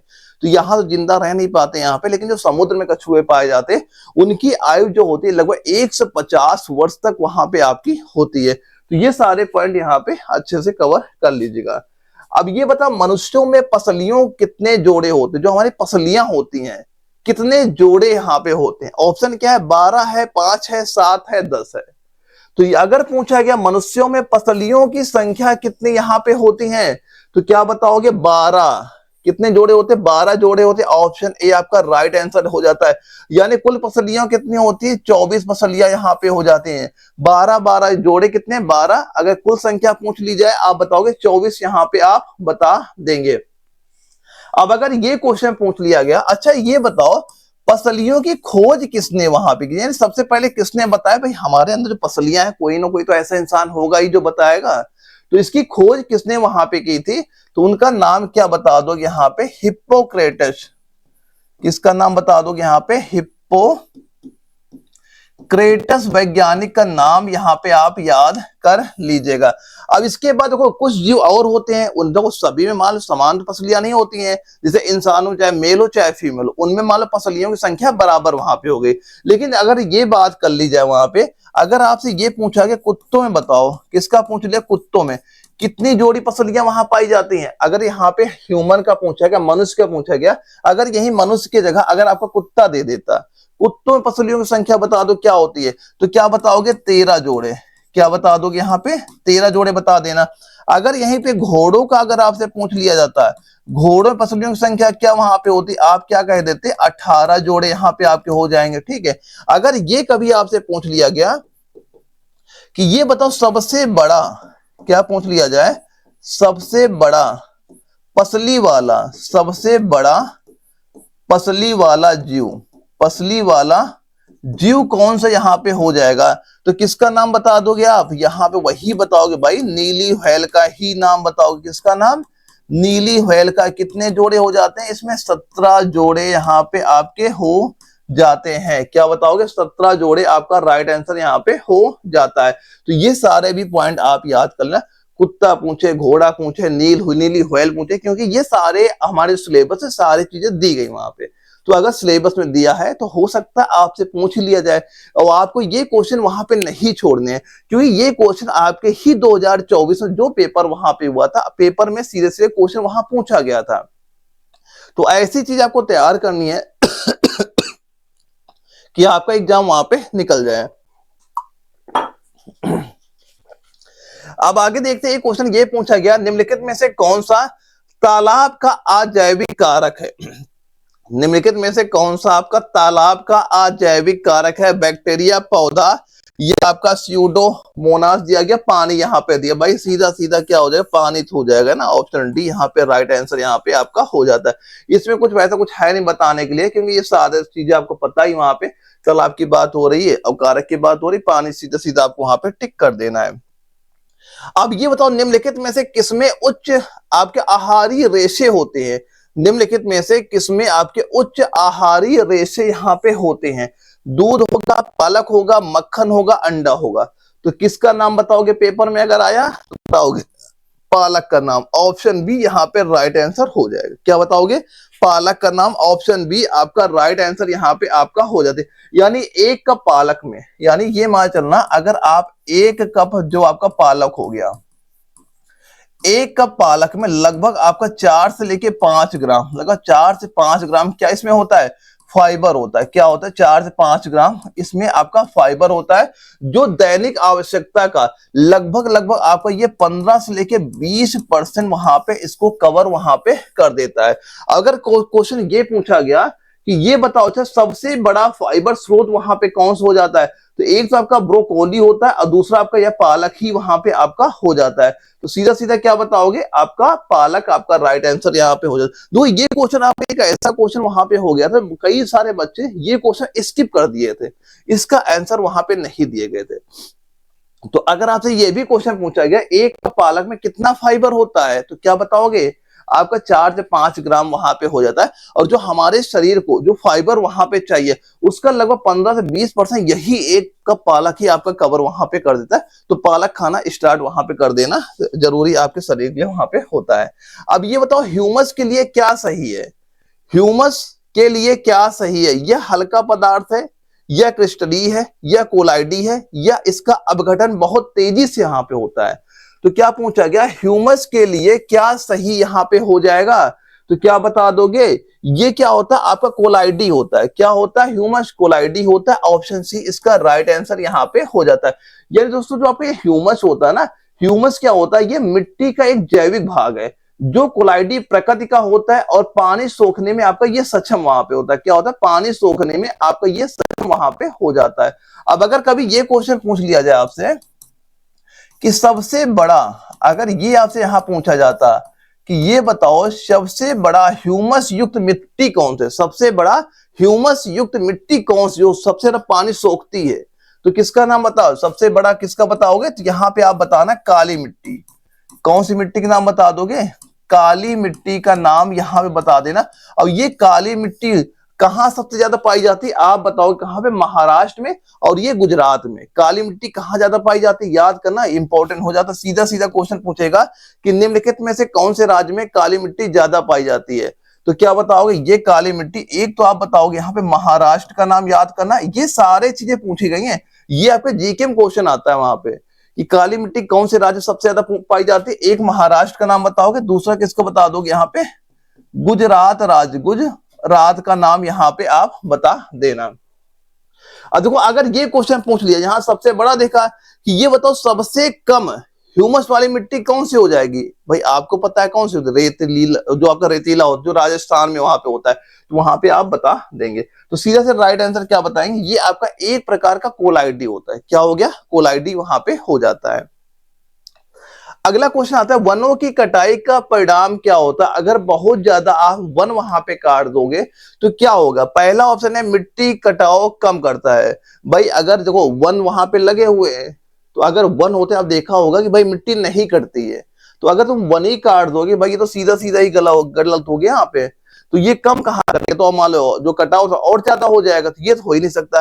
प्रकाश संश्लेषण भाई बढ़ेगा कहाँ? जो मान लो जो पेड़ ही कट जाएंगे वहां पे तो ऑक्सीजन कहाँ मिलेगी? तो प्रकाश संश्लेषण क्रिया होगी नहीं, ये भी गलत हो जाएगा। जल स्तर बढ़ता है भाई, अगर पेड़ ही वहां पे नहीं रहेंगे, वन ही नहीं रहेंगे, क्योंकि वन तो वनों का ही तो काम होता है, जो बादल वहां पे जाते हैं उनको रोकना वहां पे, और वहीं पे बारिश कराना, ये काम किसका होता है? वनों का ही वहां पे होता है। तो सीधा सीधा क्या, जल स्तर में कमी, यही आपका राइट आंसर यहाँ पे हो जाएगा। जल स्तर में कमी, अगर पेड़ ही नहीं होंगे, वन ही वहां पे नहीं होंगे, तो बारिश कम होगी, बारिश कम होगी तो जल स्तर आपका ऑटोमेटिक वहां पे कम हो जाएगा। तो क्या बताओगे? ऑप्शन डी आपका राइट आंसर यहाँ पे हो जाता है। देखो दो तीन चीजें और यहाँ पे याद कर लेना, जो पेपर में क्वेश्चन आपके पूछे गए। अगर कभी आपसे ये पूछ लिया जाता वहां पे, जैसे एक चीज ये यहाँ याद कर लें, चलो इंपॉर्टेंट आगे बताएंगे वहां पे, पहले ये चीज लिखो यहाँ पे कि निम्नलिखित में से कौन सा नवीकरणीय ऊर्जा, किसका पूछा जा रहा है? नवीकरणीय ऊर्जा स्रोत इनमें से कौन सा है? कोयला, सौर ऊर्जा, प्राकृतिक गैस, परमाणु ऊर्जा। क्या पूछा गया? नवीकरणीय ऊर्जा स्रोत इनमें से कौन सा हो जाएगा? सीधा सीधा क्या बता देना है, ये हो जाएगा भाई सौर ऊर्जा यहाँ पे होता है। ऑप्शन बी आपका राइट आंसर यहाँ पे हो जाता है, क्योंकि भाई जो सूर्य हो गया उसमें अनंत ही ऊर्जा वहां पे, जितना आप यूज कर पाओ, जितना ऊर्जा में कन्वर्ट कर पाओ वहां पे, तो क्या बताओगे? सौर ऊर्जा आपका राइट आंसर यहाँ पे हो जाता है। अब अगर एक क्वेश्चन ये पेपर में आया था, ये आया था आपका जो आपका आर्मी अग्निवीर क्लर्क का एग्जाम वहां पे हुआ था, इससे मिलता जुलता ही क्वेश्चन वहां पे था। वहां पे ये चीज पूछी गई आपसे कि जो आपका सौर ऊर्जा, सौर ऊर्जा की स्थापना, सौर ऊर्जा की स्थापना आपका ये आधुनिक रूप से, आधुनिक रूप से ये कब वहां पे हुई थी? क्या बताओगे? 1954, ये डेट वहां पे याद कर लेना। क्या बताओगे? 1954 आपका राइट आंसर हो जाएगा। और सोलर से सबसे ज्यादा कौन ऊर्जा, यानी सूर्य जो प्रकाश आ रहा है और ये सौर ऊर्जा के रूप में सब ऊर्जा कौन बना रहा है, कौन सा देश बना रहा है? तब भी आप किसका नाम लोगे? चीन का नाम। भाई ऐसे चीन आगे वहां नहीं बढ़ता, आपका जा रहा है, तभी आप चीन का ही नाम वहां पे आपको लेना पड़ेगा। और वहीं पे अगर भारत की बात कर ली जाए कि जो भारत है वहां पे, इसका नंबर किस नंबर पे आ जाता है? भारत आपका चौथे नंबर पे है। भारत कौन से नंबर पे आ जाता है? चौथे नंबर पे आ जाता है, जो आपका सौर ऊर्जा का यूज वहां पे आपका ये कर रहा है। और चीन किस नंबर पे आता है? पहले नंबर पे आपका हो जाएगा। एक क्वेश्चन ये पूछा गया, निम्नलिखित का मिलान वहां पे करिए, निम्नलिखित का मिलान वहां पे करिए, बताइए राइट आंसर क्या हो जाएगा? ये बताओ जो आपका मानव यहाँ पे दिया जा रहा है, तो ये बताओ जो मानव यहाँ पे दिया जा रहा है, तो मानव जो श्वसन किससे करता है, सांस किससे लेता है? तो सीधा सीधा आप क्या कहोगे भाई? हम तो कहेंगे ये श्वसन प्रणाली यहाँ पे हो गया, पहले का 3 हो गया। तो भाई हमने यहाँ सीधा देखा पहले का 3 केवल पहले वाले ऑप्शन में ही दिया गया, ऑप्शन ए आपका राइट आंसर हो जाएगा। तो हमें पता हो गया बी का क्या हो जाएगा, आपका 2 हो जाएगा, बी क्या हो गया 2 हो गया, और इसके बाद जो सी दिया गया, सी क्या हो गया आपका 1 यहाँ पे हो जाएगा, और डी का आपका 4 यहाँ पे हो जाएगा। ये क्या हो जाएगा? इसका मिलान वहां पे आपका हो जाएगा। मिलान वाले भी सवाल वहां पे पूछे गए थे, ये भी क्वेश्चन कई सारे बच्चों ने स्किप वहां पे कर दिया गया था, या भी कई सारे बच्चे तुक्के मार के वहां पे आ गए थे। और आपको तुक्के बिल्कुल वहां पे नहीं माना, हाँ वो बात सही है आपकी, माइनस मार्किंग अब नहीं वहां पे, तो आपको कोई क्वेश्चन तो वैसे भी नहीं छोड़ना है, पहले आपको ये ट्राई करना है जितना आपको सही कर पाओ वहां पे। क्योंकि आपने देखा अभी जो इसका एमसी का रिजल्ट वहां पे आया है, उसकी जो कट ऑफ आपकी गई है 42 से 44 के बीच में वहां पे गई है। यानी जिन लड़कों ने 42 क्वेश्चन तक वहां पे सही किए, खास तो मैं इन आपके बात करेंगे, जैसे आपका यूपी हो गया, यानी कि आपका जो लखनऊ जडारो हो गया, या फिर बिहार का दानापुर जडारो हो गया, राजस्थान का आपका जयपुर जडारो हो गया, इन जडारो जो कट ऑफ गई है 40 प्लस वहां पे सभी की आपकी गई है। इसके जो आपका पुणे जडारो पड़ जाते वहां पे 38 क्वेश्चन वाले बच्चों का भी सिलेक्शन वहां पे हो गया था। यानी ये तो डिपेंड करता है आपके जडारो वाइज वहां पे, लेकिन आपको टारगेट फिर भी लेके चलना है, कैसे भी करके 40 क्वेश्चन हमें सही वहां पे करने हैं। अगला क्वेश्चन आता है कि एक्सान और आपका डेंड्रान निम्नलिखित में से किससे संबंधित वहां पे हो जाते हैं? क्या दिया गया आपका? एक आपका एक्सान हो गया, एक आपका डेंड्राइट हो गया, ये किससे संबंधित वहां पे हो जाएंगे? आप सीधा सीधा क्या कह दोगे? ये तंत्रिका कोशिका से संबंधित वहां पे होते। ऑप्शन सी इसका राइट आंसर यहाँ पे हो जाता है। क्या बताओगे, तंत्रिका कोशिका, आपका नर्व शेल यहाँ पे राइट आंसर हो जाता है। अब कुछ चीजें यहाँ पे याद करिएगा, इंपॉर्टेंट यहाँ पे नोट कराता हूं। अगर कभी आपसे ये पूछ लिया जाए कि ये बताओ जो न्यूरॉन आपका होता है, न्यूरॉन की खोज, ये आपका आर्मी जीडी के एग्जाम में क्वेश्चन आया था कि न्यूरॉन की खोज किसने वहां पे की थी। तो इसकी खोज पहले तो ये याद कर लेना किस वर्ष यहाँ पे हुई थी, 1891। यहाँ पे क्या बताओगे, 1891। और वैज्ञानिक का नाम अगर पूछ लिया जाता, वैज्ञानिक का नाम क्या बताओगे यहाँ पे, सेंटियागो रामोन, ये वैज्ञानिक का नाम यहाँ पे हो जाता है, जिन्होंने न्यूरॉन की खोज वहां पे की थी। क्या बताओ, जिन्होंने न्यूरॉन की खोज की थी। अगर ये क्वेश्चन पूछा जाता कि भारत में सबसे बड़ा न्यूरो साइंस संस्थान कहां पे है, सबसे बड़ा न्यूरो साइंस संस्थान कहां पे है, बंगलोर का नाम वहां पे आप याद कर लेना। अगर ये क्वेश्चन आपसे पूछ लिया जाए कि मानो, क्या याद करना है, लिखना, मानव मस्तिष्क में कितने आपके न्यूरॉन होते हैं, क्या बताओगे, लगभग 86 अरब। कितने न्यूरॉन होते हैं, 86 अरब न्यूरॉन आपके वहां पे पाए जाते हैं। अब एक क्वेश्चन ये आता है कि न्यूरॉन से संबंधित बीमारी का नाम बता दो, इससे संबंधित रोग कौन सा होता है, न्यूरॉन से संबंधित रोग कौन सा होता है, तो क्या बताओगे,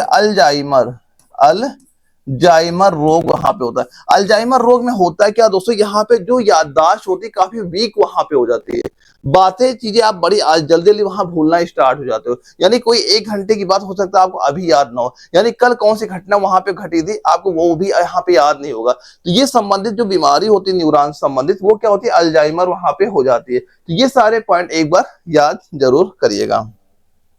अगले क्वेश्चन पूछा गया, निम्नलिखित में से कौन रसोई कचरा नहीं है, कौन सा रसोई कचरा यहाँ पे नहीं है। भाई कागज तो है, कागज तो है, ये चाय की पत्ती ये भी नहीं होगा, छिलके ये भी नहीं होगा। देखो ये सिरिंज ही तो आपका राइट होगा भाई। सिरिंज क्या हम लोग क्या रसोई घर में यूज करते हैं क्या अपने वहां पे, तो सिरिंज का तो यूज होता ही नहीं वहां पे। तो यही राइट आंसर आप क्या कह दोगे, सिरिंज आपका राइट आंसर यहाँ पे हो जाता है। सिरिंज सीधा सीधा राइट आंसर यहाँ पे कर दोगे।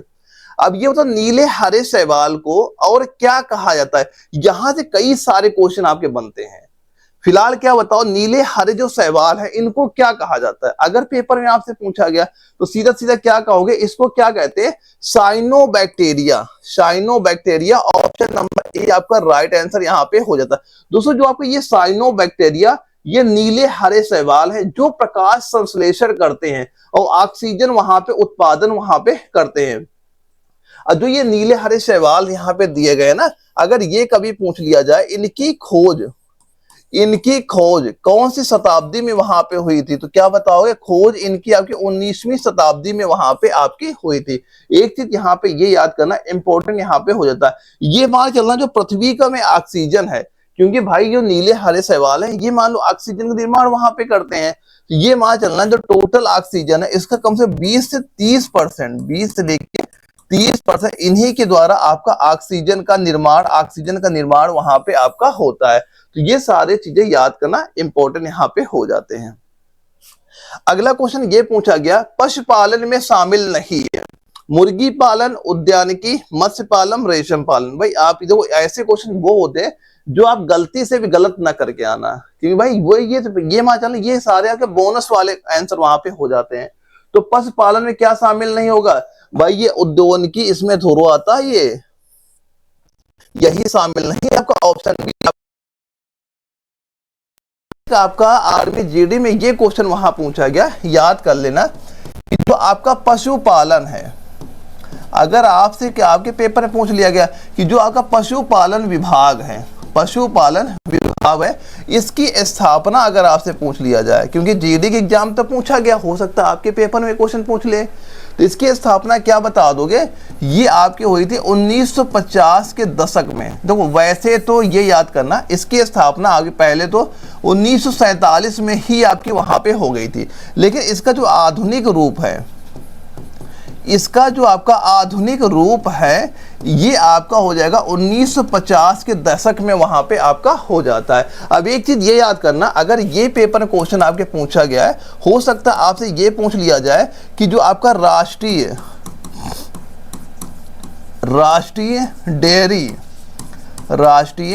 डेयरी विकास बोर्ड, डेयरी विकास बोर्ड, ये इंपॉर्टेंट, ये भी नोट कर लेना।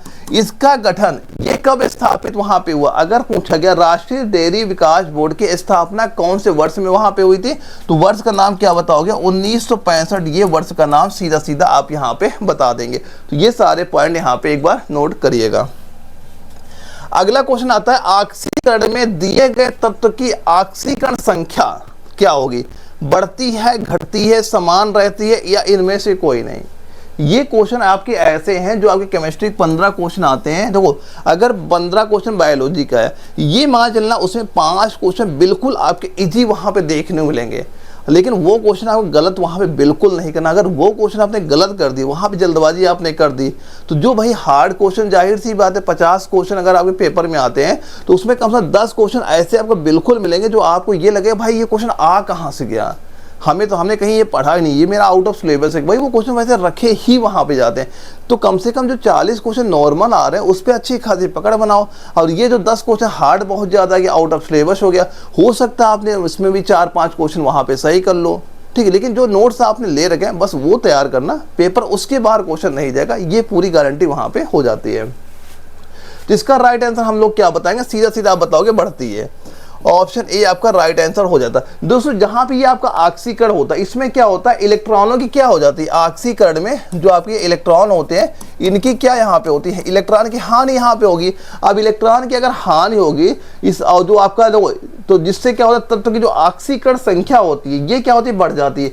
इलेक्ट्रॉन की हानि हुई तो ऑक्सीकरण संख्या क्या हो गई? बढ़ गई यहाँ पे। अब यहीं पे एक आपका अपचयन में, यहीं पे एक याद करना, आपका अपचयन अगर यहां पे दिया होता है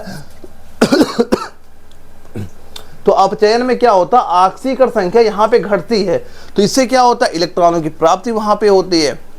तो कभी कंफ्यूज यहां पे आप बिल्कुल वहां पे ना होइएगा। अब यहां पे एक चीज ये याद कर लेना, अगर कभी आपसे ये पूछ लिया जाता कि ये बता दो अच्छा सबसे बड़ा ऑक्सीकरण संख्या, सबसे बड़ा ऑक्सीकरण संख्या वाला तत्व का नाम बता दो, वो तत्व कौन सा हो जाएगा? आप बताओ क्या? फ्लोरीन। किसका नाम बता दोगे?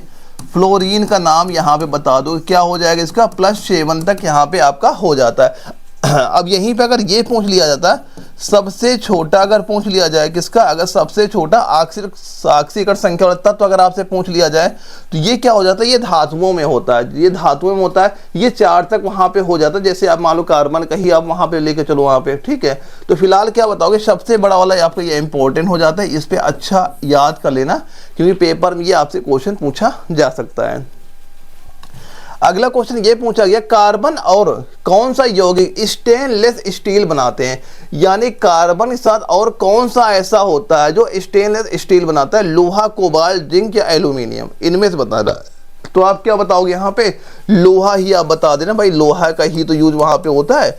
ऑप्शन ए आपका राइट आंसर यहाँ पे हो जाता है। अब एक चीज यहाँ पे ये भी याद करना कि जो आपका यहाँ पे स्टेनलेस स्टील होता है, ये मुख्य रूप से आपका लोहा और कार्बन का मिश्र धातु वहां पे होता है, और जिसमें आपका एक क्रोमियम होता है। एक क्या मिला? क्रोमियम भी तो यहाँ पे हम लोग मिलाते हैं, यहाँ पे क्रोमियम भी तो आपका रहता है, जो कि आपका 10 से लेके 20% यहाँ पे आपका क्रोमियम भी इसमें आपका मिला रहता है, और जिससे क्या होता है? ये आपका जंग प्रतिरोधी वहां पे बनता है। अगर यहाँ पे ये क्वेश्चन पूछ लिया जाए कि जो आपका स्टेनलेस स्टील है, इसकी खोज अगर आपसे पूछ ली जाए, इसकी खोज कब वहां पे हुई थी, तो आप क्या बताओगे? 1912 में इसकी खोज हुई थी।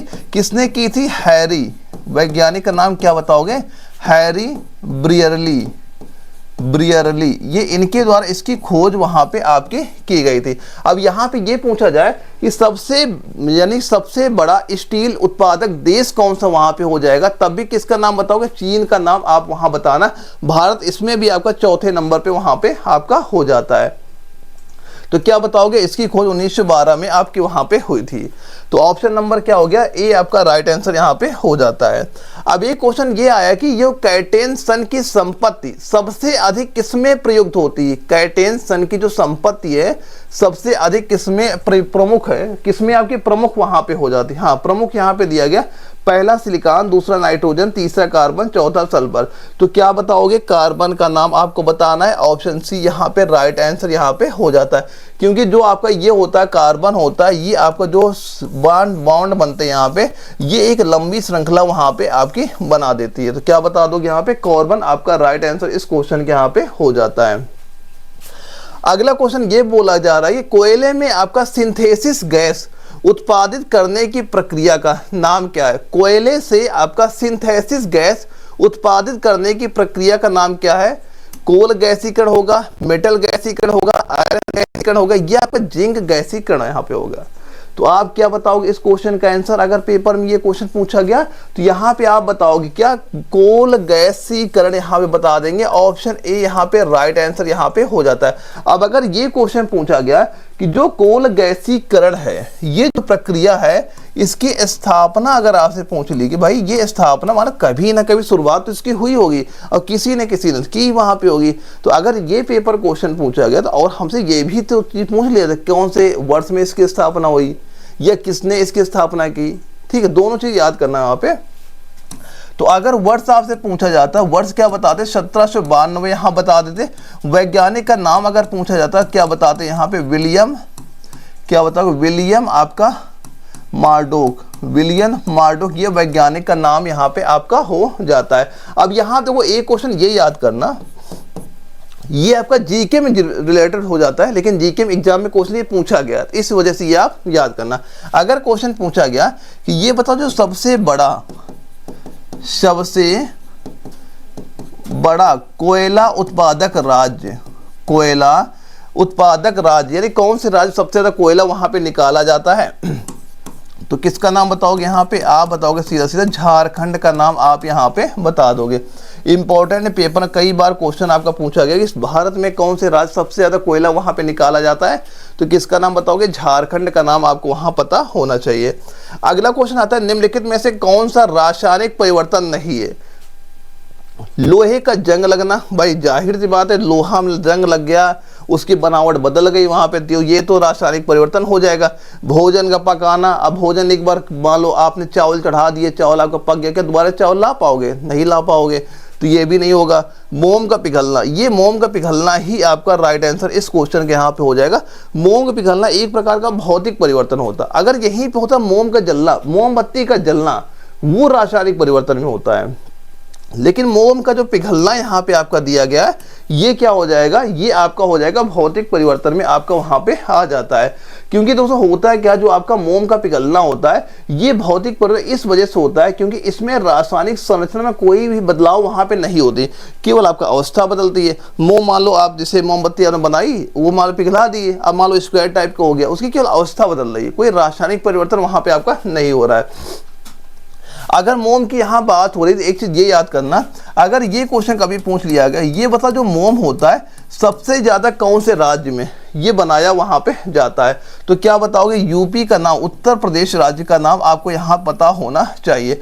अब ये बताओ अगर कभी ये क्वेश्चन पूछ लिया गया कि जो आपका पैराफिन, अगर पूछा गया आपसे पैराफिन जो मोम होता है, इसका गलनांक अगर आपसे पूछ लिया गया, इसका गलनांक बताओ कितने टेम्परेचर में पिघलती है गलती वहां पे? तो गलनांक क्या बता दोगे यहाँ पे? 50 से 60 डिग्री सेंटीग्रेड, ये इसका गलनांक वहां पे आपका हो जाएगा। क्या हो जाएगा? ये इसका गलनांक यहाँ पे हो जाता है।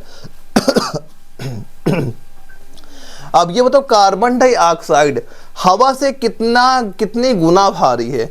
जो आपकी कार्बन डाइऑक्साइड होती है, CO2 होती है, ये आपकी हवा से कितनी गुना भारी वहां पे होती है? ये चीज पूछी जा रही। क्या बताओगे यहाँ पे? देखो जो आपका ये कार्बन डाइऑक्साइड होता है, देखो कार्बन डाइऑक्साइड होता है, इसका जो आपका आणविक भार क्या होता है ये बताओ? इसका जो आपका आणविक भार कितना होता है? ये आपका होता है 44। क्या होता है? 44 होता है। इसके बाद जो आपका जो आपका हवा होता है, क्या होता है? हवा होता है, इसका औसत आणविक भार कितनी होती है? ये आपका 29 यहाँ पे हो जाती है। तो यहाँ पे हम ये देखें लगभग कितना गुना भारी है, लगभग ये आपका 1.5 गुना भारी थी, तो यहाँ पे निकल के आ रहा है।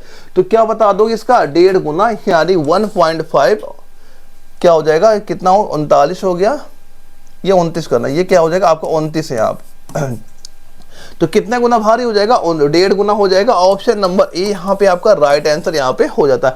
अब देखो एक क्वेश्चन ये पूछा जाता है कि जो आपका CO2 है, जो कार्बन डाइऑक्साइड यहाँ पे, तो कार्बन डाइऑक्साइड की घनत्व माप की स्थापना, इसकी घनत्व माप, अगर कभी क्वेश्चन पूछा गया इसकी घनत्व माप की स्थापना, घनत्व माप की अगर स्थापना इसकी आपसे वहां पूछ ली जाए तो कब की गई थी, ये आपकी 19वीं शताब्दी में वहां पे की गई थी। वैज्ञानिक कौन से वहां पे हो जाएंगे, आप बताओगे, जोसेफ ब्लैक, ये वैज्ञानिक का नाम यहाँ पे आपका हो जाता है। अब अगर ये क्वेश्चन पूछा जाए कि जो कार्बन डाइऑक्साइड CO2 यहाँ पे हो जाता है, इसका सबसे बड़ा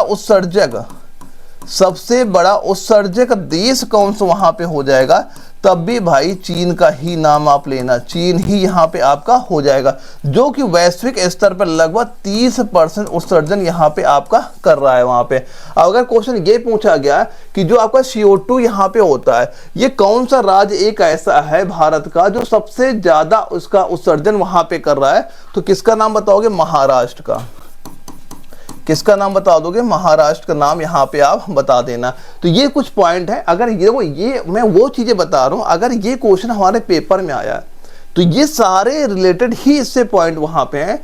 तो ये आप जो तैयारी कर रहे हो तो आपको क्या पता है कि जो हम चीज पढ़ रहे हैं वहां पे, तो ये सारे पॉइंट उसमें कवर है कि नहीं कवर है।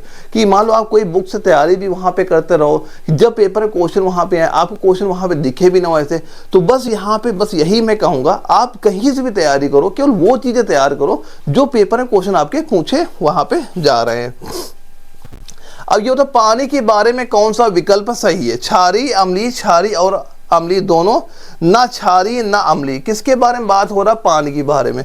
तो भाई आप पानी पी तो क्या आपको खट्टा लगता है या आपको कड़वा लगता है, कैसा लगता है वहां पे, तो क्या बताओगे। तो भाई जो पानी होता है तो ना तो ये क्षारीय होता है ना ही ये अम्लीय होता है, तो हम क्या कहेंगे, ऑप्शन नंबर डी आप सीधा सीधा राइट आंसर यहाँ बता दोगे, क्योंकि इसका pH मान लगभग कितना आप बताओगे, ये आपका 7 यहाँ पे होता है, यानी ये आपका बिल्कुल उदासीन वहां पे आपका होता है। अब अगर क्वेश्चन ये पूछा गया कि जो आपका पानी होता है, जो आपका जल है, H2O है यहाँ पे, अगर ये क्वेश्चन पूछा गया इसका जो pH की अवधारणा है, अगर कभी पूछा गया pH की अवधारणा ये कब दी गई, कौन से वर्ष में वहां पे दी गई, तो अब वर्ष क्या बताओगे, 1909 यहाँ पे हो जाएगा। वैज्ञानिक का नाम अगर आपसे पूछा जाता है किसका बताते हैं, सोरेनसेन, ये वहां पे वैज्ञानिक का नाम यहाँ पे हो जाते हैं, जिन्होंने जल के pH की अवधारणा वहां पे 1909 ईस्वी में वहां पे दी थी। तो ये आपकी जो पेपर आपका डीप वहां बनता है, तो आपके वर्ष वहां पूछे जाते हैं। और मैंने कहा ना कि आपके जो 50 क्वेश्चन आते हैं, 10 क्वेश्चन आपके हार्ड लेवल के आते हैं, और ये 10 क्वेश्चन उन्हीं में आते हैं। सीधा पूछेगा जो जल के pH की अवधारणा ये कौन से वर्ष में दी गई, ये कौन से वैज्ञानिक ने वहां पे दी थी, ये हार्ड क्वेश्चन में आएंगे वहां पे। अगर नॉर्मल पूछेगा सीधा सीधा ऐसा आपसे वहां पे पूछ लिया जाएगा। अब ये बताओ निम्नलिखित में से कौन सा तत्व आकार में सबसे बड़ा है, इनमें बताओ सबसे बड़ा आकार किसका होगा। तो भाई इसके लिए कुछ चीजें आपको पता होनी चाहिए वहां पे, तभी तो आप बता पाओगे भाई आकार में सबसे बड़ा यहाँ पे क्या हो जाएगा। तो यहाँ पे सबसे बड़ा, हम फिलहाल आंसर बता दें, ये हो जाएगा आपका लिथियम हो जाएगा। ऑप्शन नंबर डी आपका राइट आंसर यहाँ पे हो जाता है। क्योंकि दोस्तों जो लिथियम का आकार है ना, जो लिथियम का आकार है लगभग ये आपका 152 pm इसका आकार दोस्तों यहाँ पे आपका हो जाता है।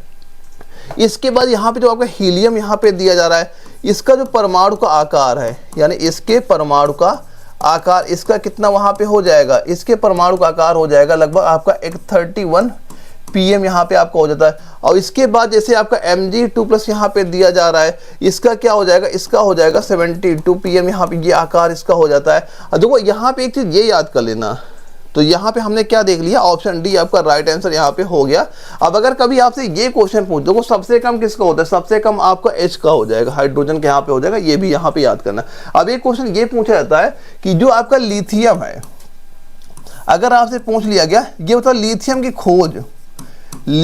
खोज कौन से वर्ष में वहां पे हुई थी, या फिर वैज्ञानिक का नाम भी वहां बता दो। अगर लिथियम की खोज कौन से वर्ष में हुई थी, आप क्या कहोगे, 1870 वर्ष हो जाएगा। वैज्ञानिक का नाम क्या बताओगे यहाँ पे, ये हो जाएगा आपका जोहान, वैज्ञानिक का नाम क्या हो जाएगा यहाँ पे, जोहान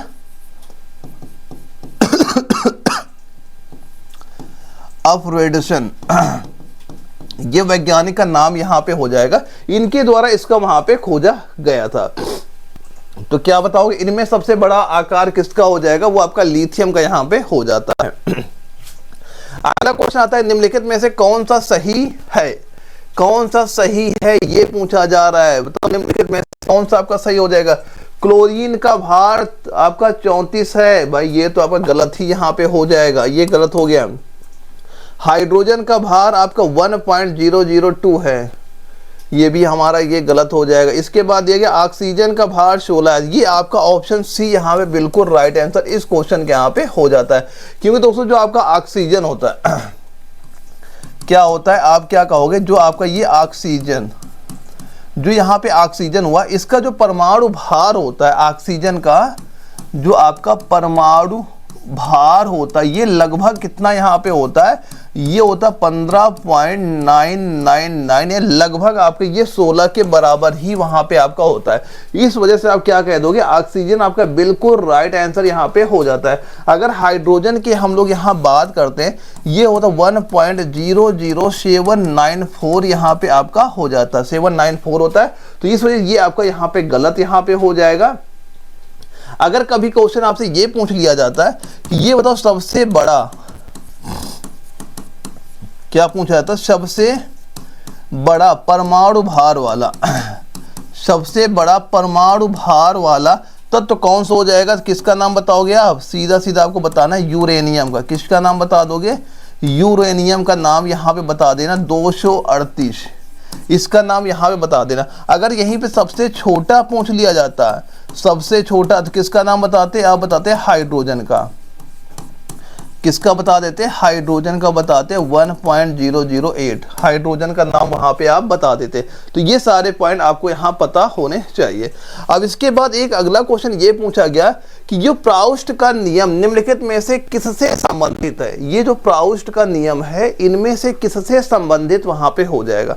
आप काउंट करते चलना स्कोर यहाँ पे कितना आपका हो रहा है, क्योंकि आपके एग्जाम में ऐसे ही क्वेश्चन वहां पूछे जाएंगे। तो भाई जो प्राउस्ट का नियम है, ये आपका स्थिर अनुपात का नियम है। क्या हो जाएगा, स्थिर अनुपात का नियम होता है। ऑप्शन नंबर बी आपका राइट आंसर यहाँ पे हो जाता है। दोस्तों जो आप यहाँ पे एक याद करना, अगर जो प्राउस्ट का नियम है, अगर क्वेश्चन पूछा जाए ये नियम किसने वहां पे दिया और कब दिया था वहां पे, तो ये नियम क्या बताओगे यहाँ पे, आपका 1797 से 1804 में ये आपका वहां पे नियम दिया गया था। और वैज्ञानिक का नाम क्या हो जाएगा, जोसेफ प्राउस्ट। वैज्ञानिक का नाम क्या यहां बता दोगे आप, जोसेफ प्राउस्ट। ये क्या हो जाएगा, वैज्ञानिक का नाम यहाँ पे आपका हो जाता है। अब इसके बाद अगला क्वेश्चन क्या पूछा जा रहा है, विलयन में सबसे बड़ी मात्रा में उपस्थित घटक कौन है। जो आपका विलयन में सबसे बड़ी मात्रा में उपस्थित घटक कौन है, विलायक या विलय यौगिक या मिश्रण। तो किसका नाम आपको यहां बताओगे। अगर पेपर में क्वेश्चन पूछा गया विलयन में सबसे बड़ी मात्रा में उपस्थित घटक कौन हो जाएगा, तो हम क्या बताएंगे, विलायक का नाम बताएंगे। ऑप्शन ए आपका राइट आंसर यहां पे हो जाता है। दोस्तों जो आपका विलायक विलयन हो, जो आपका विलायक विलयन का मुख्य घटक क्या होता है, जो विलय को घोलता है। क्या हो जाएगा, जो विलय को आपका घोलता है, वो आपका राइट आंसर यहाँ पे हो जाता है। जैसे आप ये अगर कभी क्वेश्चन पूछा जाए कि जो सबसे बड़ा विलायक क्या हो जाएगा, पानी होता है। सबसे बड़ा विलायक क्या हो जाएगा, कभी पेपर पूछा गया किसका नाम बता देना, पानी का नाम आपको वहां पे बता देना। और सबसे छोटा क्या हो जाएगा, विलयन यहाँ पे हो जाएगा। जैसे आप नमक और पानी, जहां पानी क्या हो जाता है आपका विलायक वहां पे हो जाता है। तो क्या बताओगे, विलायक आपका राइट आंसर यहाँ पे हो जाएगा। पानी के साथ प्रतिक्रिया करके मजबूत क्षार बनाने वाला कौन सा है। पानी के साथ प्रतिक्रिया करके मजबूत क्षार बनाने वाला कौन सा हो जाएगा, भाई आपका NTO यहाँ पे दिया जा रहा है, यानी सोडियम ऑक्साइड ही तो हो जाएगा। ऑप्शन ए सोडियम ऑक्साइड आपका राइट आंसर इसका यहाँ पे हो जाता है। जो पानी से प्रतिक्रिया करके क्या बना देता है, NaOH। क्या बनाता है पानी से क्रिया करके, NaOH आपका बनाता है, यानी जो आपका मजबूत क्षार यहाँ पे आपका बना देता है। तो क्या बताओगे, पानी के साथ प्रतिक्रिया करके मजबूत क्षार बनाने वाला कौन सा हो जाएगा, आप कहोगे सोडियम ऑक्साइड हो जाता है, जो कि सोडियम हाइड्रोक्साइड बना देता है पानी के साथ क्रिया वहां पे करके। तो क्या बता दोगे, सीधा सीधा ऑप्शन ए हमारा राइट आंसर यहाँ पे हो गया। पदार्थ का समान तापमान और दबाव पर ठोस से द्रव में बदलने के लिए प्रति इकाई द्रव्यमान आवश्यक ऊष्मा क्या कहलाती है? तो वो आवश्यक ऊष्मा क्या कहलाएगी? वाष्पीकरण, गुप्त ऊष्मा या पुनर्गलन या ऊर्ध्वपातन। तो क्या कहलाती है भाई? वो गुप्त ऊष्मा कहलाती है। ऑप्शन बी, ऑप्शन बी यहाँ पे कहलाती है। अगर कभी क्वेश्चन पूछा गया ये बताओ जो आपके गुप्त ऊष्मा की खोज अगर पूछ ली गई, भाई इसकी खोज किसने वहां पे की? पहले लिखना 1761 ईस्वी में इसकी खोज की गई थी। वैज्ञानिक का नाम क्या हो जाएगा? लिखोगे यहाँ पे जोसेफ ब्लैक, जोसेफ ब्लैक, ये वैज्ञानिक का नाम यहाँ पे आप लिख लेना। तो गुप्त ऊष्मा की खोज किसने की और कौन से वर्ष में वहां पे हुई थी, ये चीज भी आपको पता वहां पे होनी चाहिए।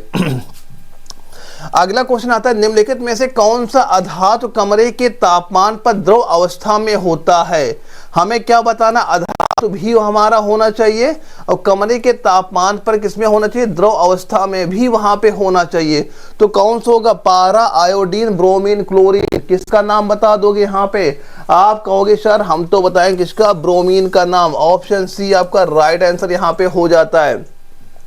यानी जो आपका ये ब्रोमीन होता है ये आपका अधातु भी होता है जो कमरे के तापमान पे यानी लगभग आपका 25 डिग्री सेंटीग्रेड, आप ये यहाँ पे याद करना। इसका गलनांक क्या होता है? -4 डिग्री सेंटीग्रेड गलनांक भी वहां पे आपका हो जाता है। अब देखो यहाँ पे कुछ चीजें दी जा रही है, आयोडीन दिया जा रहा है, आयोडीन यहाँ पे दिया जा रहा है। तो जो आपका आयोडीन ठोस होता है, अब इसका अगर पूछा जाए कि आयोडीन गलनांक का भी अगर आपसे पूछ लिया जाए, ये बताओ आयोडीन जो आपका होता है, आयोडीन का गलनांक कितना यहाँ पे होता है? 113 डिग्री सेंटीग्रेड यहाँ पे हो जाता है।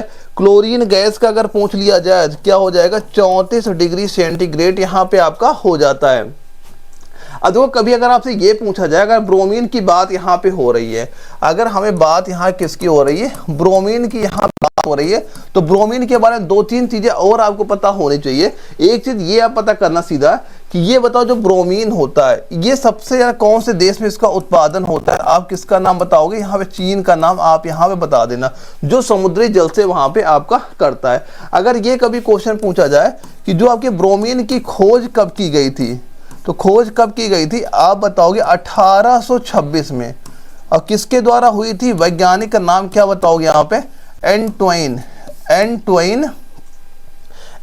एक बलार्ड, क्या बताओ? एंटोइन बलार्ड नामक वैज्ञानिक थे जिन्होंने ब्रोमीन की खोज वहां पे की थी। अगर कभी ये क्वेश्चन पूछा जाए जो आपका ब्रोमीन होता है ये भारत में, भारत का कौन सा राज्य, भारत का कौन सा राज्य इसका उत्पादन वहां पे करता है? तो किसका नाम बताओगे यहाँ पे?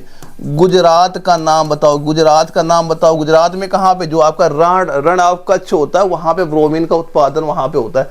भारत का राज्य पूछेगा, गुजरात बताना है।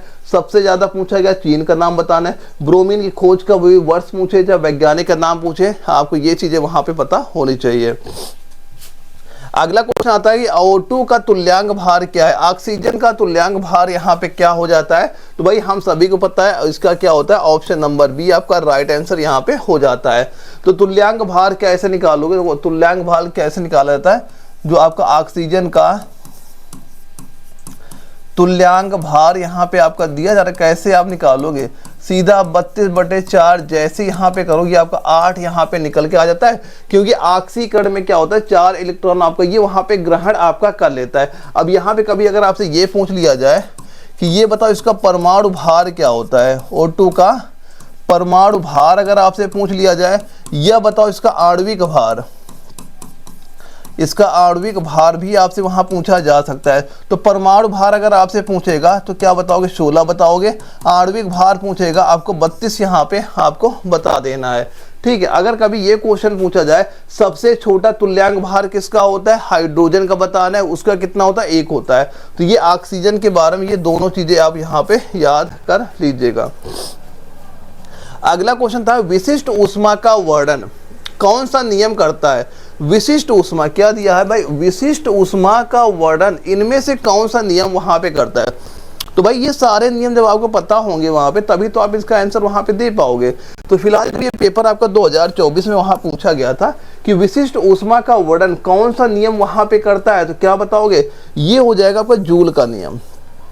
ऑप्शन सी आपका राइट आंसर हो जाता है। और इसका फार्मूला क्या हो जाता है आपका, Q बराबर I स्क्वायर RT, ये इसका फार्मूला यहाँ पे हो जाता है। और ये जो आपका जूल का नियम है, अगर कभी पूछा जाए वहाँ पे ये नियम किसने वहाँ पे दिया था तो पहले याद करना 1840 में ये नियम वहाँ पे दिया गया था। और किस वैज्ञानिक ने ये नियम दिया था, वैज्ञानिक का नाम क्या बताओगे यहाँ पे, जेम्स, वैज्ञानिक का नाम यहाँ पे नोट कर लेना, क्या हो जाएगा, जेम्स प्रेस्कॉट जूल, इनके द्वारा ये नियम वहाँ पे आपका दिया गया था। तो ये चीज़ भी यहाँ पे याद करना इंपॉर्टेंट यहाँ पे हो जाता है कि जूल का नियम किसने दिया, वैज्ञानिक का नाम याद करना, कब दिया, 1840 याद करना, फार्मूला क्या होता है, Q बराबर I स्क्वायर RT, ये इसका फार्मूला आपका वहाँ पे हो जाता है। अगला सवाल ये पूछा गया, चुंबक के लिए कौन सा कथन गलत है। पहला क्या, विपरीत ध्रुवों आकर्षित करते हैं, जो आपके विपरीत ध्रुव होते हैं, पहला ऑप्शन क्या दिया जा रहा है, आकर्षित करते हैं। हाँ भाई बिल्कुल आकर्षित, ये तो सही हो गया। समान ध्रुव आकर्षित करते, भाई या तो ये सही हो सकता है या तो ये सही हो सकता है। अगर ये सही है तो ये तो गलत ही हो जाएगा भाई, चुंबक के बारे में यही आपका गलत हो जाएगा। जो समान ध्रुव होते हैं भाई ये क्या करेंगे भाई, आकर्षित थोड़ा करते हैं, तो अलग वहाँ ढकेलते हैं, अगर चुंबक आपने वहाँ पे देखा होगा। तो क्या बताओगे, ऑप्शन नंबर बी इसका राइट आंसर यहाँ पे हो जाता है। अब अगर एक क्वेश्चन ये पूछा गया कि ये बताओ भारत में सबसे बड़ा चुंबक उत्पादक राज्य कौन सा हो जाता है, किसका नाम बताओगे, महाराष्ट्र का नाम वहां पे बता देना। अगर पूछा जाए महाराष्ट्र का नाम यहाँ पे आप बता देना। अब एक चुंबक के बारे में एक चीज ये याद कर लेना कि अगर कभी चुंबक के बारे में ये पूछ लिया जाए, चुंबक की इकाई क्या पूछा जाए वहां पे, ये बताओ जो चुंबक की इकाई क्या वहां पे होती है, तो इसकी इकाई सीधा सीधा क्या बताओगे, ये हो जाएगा टेस्ला। इसकी इकाई क्या होती है, टेस्ला वहां पे होती है। अब एक टेस्ला बराबर एक टेस्ला बराबर आपका 10,000 गॉस यहाँ पे होता है, ये भी चीज याद करना।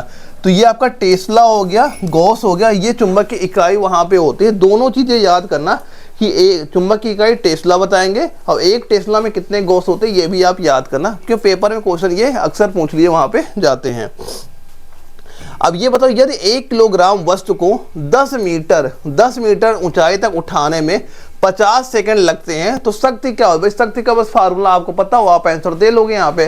तो हमें बताया कि जो शक्ति बराबर क्या होता है, शक्ति का फार्मूला क्या होता है, ये हो जाता है कार्य बटे समय, कार्य बटे समय।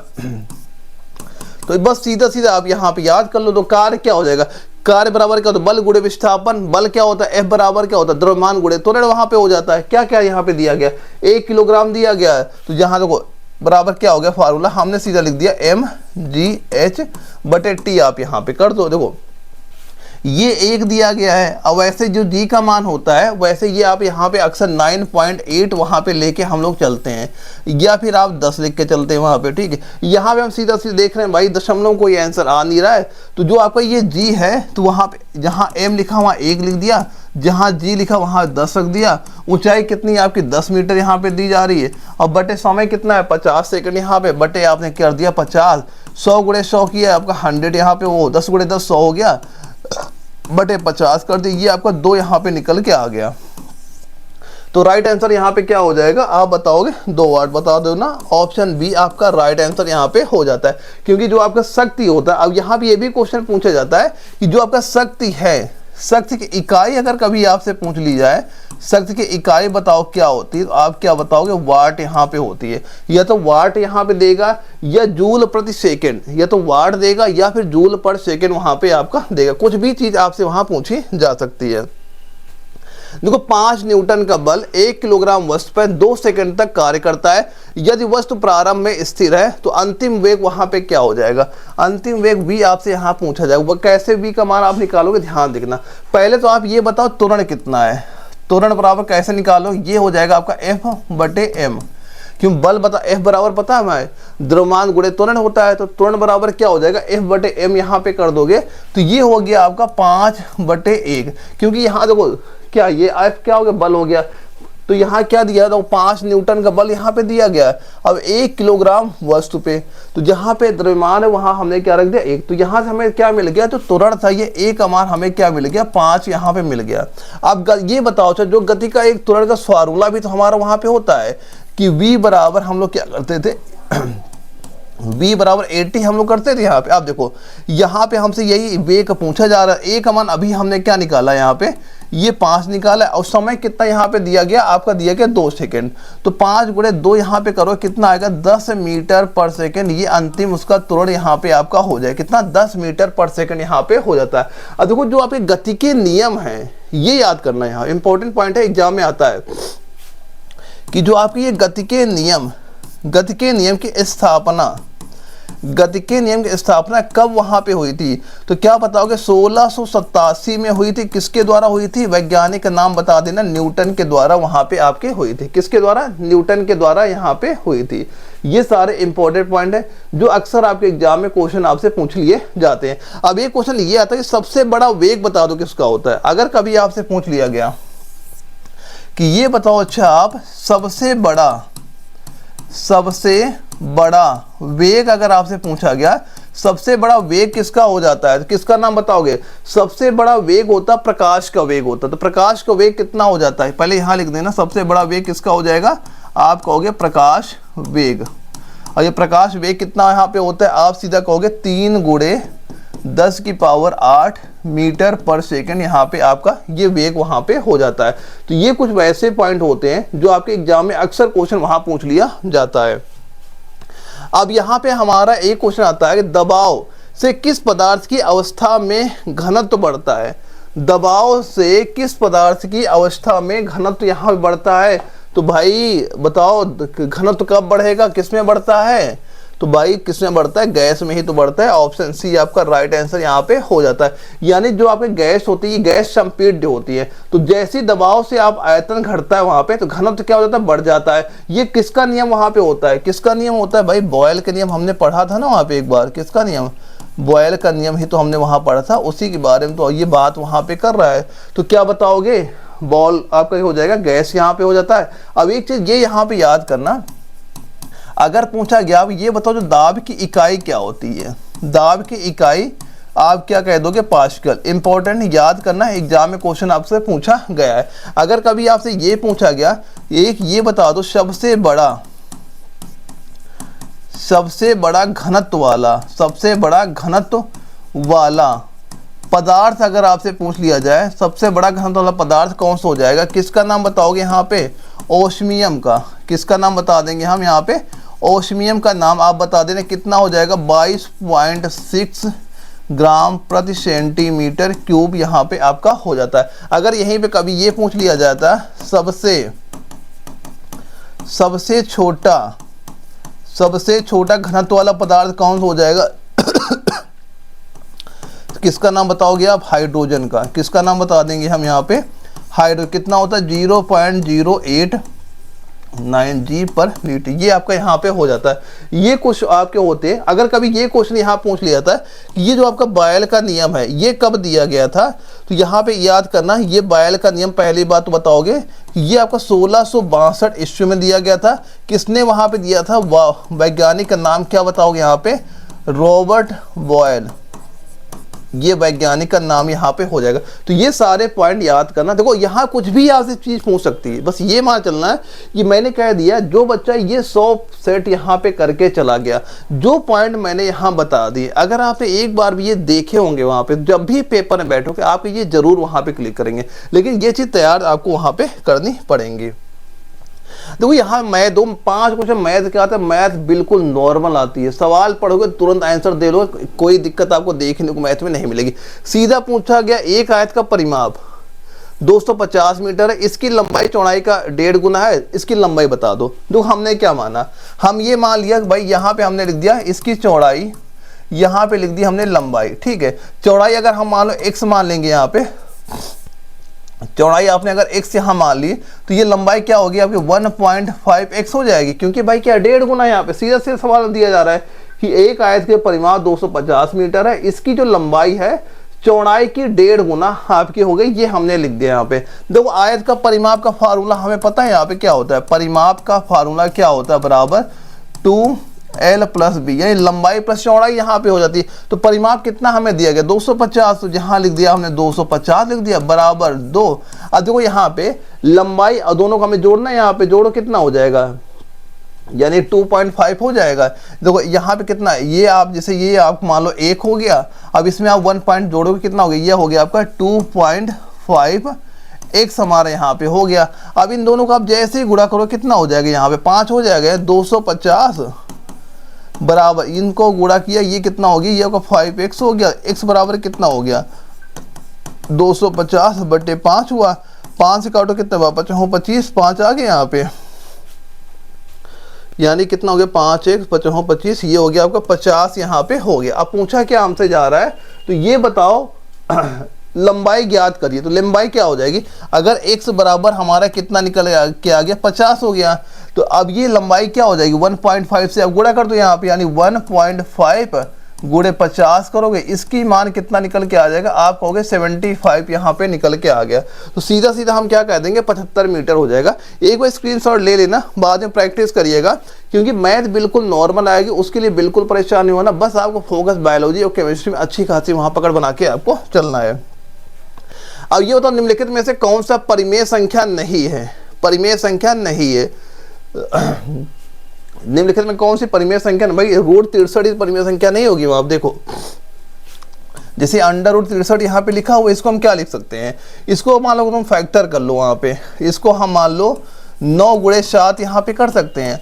अब जैसे रूट हटा, चलो 9 तो संख्या में बाहर आ गई, 9 का वो रूट किया, ये कितना आ गया 3 यहाँ पे हो गई, ये लेकिन ये √7 तो फिर भी यहाँ पे लिखा हुआ है ना आपका, तो ये √7 जो लिखा हुआ है इसी वजह से क्या हो गया, ये परिमेय संख्या नहीं होगी, ये रूट आपका हटना चाहिए, वहाँ पे हटा नहीं भाई, परिमेय संख्या आपकी बिल्कुल नहीं होगी। तो हम क्या कह देंगे, ऑप्शन ए हमारा राइट आंसर यहाँ पे हो जाता है। sin 60 tan 60 का मान बताओ, बस दोनों को मान रखो, भाग कर दो, आपका आंसर सीधा सीधा वहां पे आ जाएगा। जैसे हमने क्या sin 60 यहाँ पे दिया है, तो sin 60 अंश का मान कितना हुआ, आपने रख दिया वहां √3/2, अब बटे tan 60 का मान क्या हो जाएगा, ये आपका √3 हो गया। इसको जैसे आप सॉल्व करोगे कितना निकल के आ जाएगा, ये हो गया आपका रूट से रूट कट गया, 1/2 यहाँ पे निकल के आ जाएगा, क्योंकि ये रूट से रूट आपका कट गया, मान लो वहाँ पे कितना बचे 1/2 बच गया। तो ऑप्शन नंबर ए आप सीधा सीधा यहाँ पे आंसर रख देंगे। बस इनके मान पता होना चाहिए, sin 60 का मान क्या है, sin 45 का मान, tan 45 का मान, cos sec, ये इनके बस इनके मान आप याद कर लेना, वहाँ पे मान याद है, बड़ी आसानी सभी के सवाल आप वहाँ पे दे पाएंगे। अगला सवाल ये पूछा गया, निम्नलिखित में डेटा का माध्य बताओ क्या हो जाएगा। भाई सभी को जोड़ लो, वहां पे जितनी संख्या है वहां पे उससे आप डिवाइड कर दो, माध्य सीधा सीधा आप निकाल लोगे। 2 2 4 1 5 संख्या यहाँ पे दी, इसका माध्य कितना हो जाएगा, पहले दिन सभी को जोड़ो, यहाँ 6 + 8 + 9 + 11 + 12 जोड़ा कितना हो गया आपका, ये हो गया आपका 46, कितना हो गया 46 हो गया। संख्या कितनी है 1 2 3 4 5, 5 से हमने भाग कर दिया, कितना हो गया ये आपका 9.2 यहाँ पे हो गया, 9.2 आ गया, तो आप सीधा कह दोगे माध्य कितना आ गया, ऑप्शन नंबर डी हमारा राइट आंसर हो जाएगा। बिल्कुल मैथ के क्वेश्चन बिल्कुल नॉर्मल ही आएंगे, मैथ के लिए आप बिल्कुल वहां परेशान ना होइए, मैंने कह रखा है जो चीज बता रहा हूँ वैसे तैयार करते चलो, बस पेपर में क्या चीज पूछी जाती है उस पर फोकस आपको वहां पे करते हुए चलना है। अगला क्वेश्चन आता है ABC और DEF समरूप है, BC बराबर 3 सेंटीमीटर है, AB बराबर 2 सेंटीमीटर है, तो DE बराबर EF ज्ञात कीजिए। तो ये क्वेश्चन अभी मैंने एक प्रैक्टिस सेट कराया था, सेम वही क्वेश्चन रिपीट वहां पे हुआ है। तो वही मैं कह रहा हूं कि आपके एग्जाम में क्वेश्चन रिपीट बहुत ज्यादा वहां पे होते हैं, तो आपको वो जो प्रीवियस ईयर क्वेश्चन है उसमें अच्छी खासी पकड़ बना के चलना है। तो ये मैं क्वेश्चन देता हूँ आपको होमवर्क के लिए, वहां पे देता हूँ, सारे बच्चे कमेंट बॉक्स में इसका आंसर आप जरूर बताइए कि इसका आंसर आपका यहाँ पे क्या हो सकता है, एक बार सॉल्व करिएगा, अगर नहीं आएगा तो मैं इसको जरूर आपको सॉल्व वहां पे कराऊंगा। तो दोस्तों यहाँ पे हमने सारे क्वेश्चन यहाँ पे देख लिए हैं, तो आप ये देखना काउंट करना क्या स्कोर यहाँ पे हुआ है। अगर आपने 35 क्वेश्चन तक सही आपने कर लिया तो आपकी तैयारी बिल्कुल सही चल रही है, बस इसे कंटिन्यू बनाए रखिएगा, आपका जब भी एग्जाम लगेगा वहां से क्वेश्चन आपको देखने को मिल जाएंगे। और ये जो नोट्स आपको दिए गए हैं ये सारे एप्लीकेशन मैंने वहां पे अपलोड ही कर दिए, वहां डाउनलोड करिएगा, ये नोट्स तैयार करिएगा, आपका जब भी पेपर लगेगा यहाँ से क्वेश्चन बिल्कुल आपको देखने को मिल जाएंगे। तो ओके दोस्तों, कल हम लोग फिर मिलेंगे वहाँ पे एक प्रैक्टिस सेट में, जहाँ पे हम लोग एक और देखेंगे जो आपके एग्जाम में क्वेश्चन हो चुके हैं वहाँ पे कि क्या पैटर्न वहाँ पे रहता है, कैसे कैसे क्वेश्चन वहाँ पे पूछे जाते हैं। तो अगर आप चैनल नए हो, चैनल सब्सक्राइब भी वहाँ पे कर लीजिएगा, ताकि जितनी भी आगे क्लासें वहाँ पे होने वाली हैं उनकी नोटिफिकेशन आपको तुरंत वहाँ पे देखने को मिल जाए। तो ओके दोस्तों, हम लोग मिलते हैं कल एक अगली क्लास में।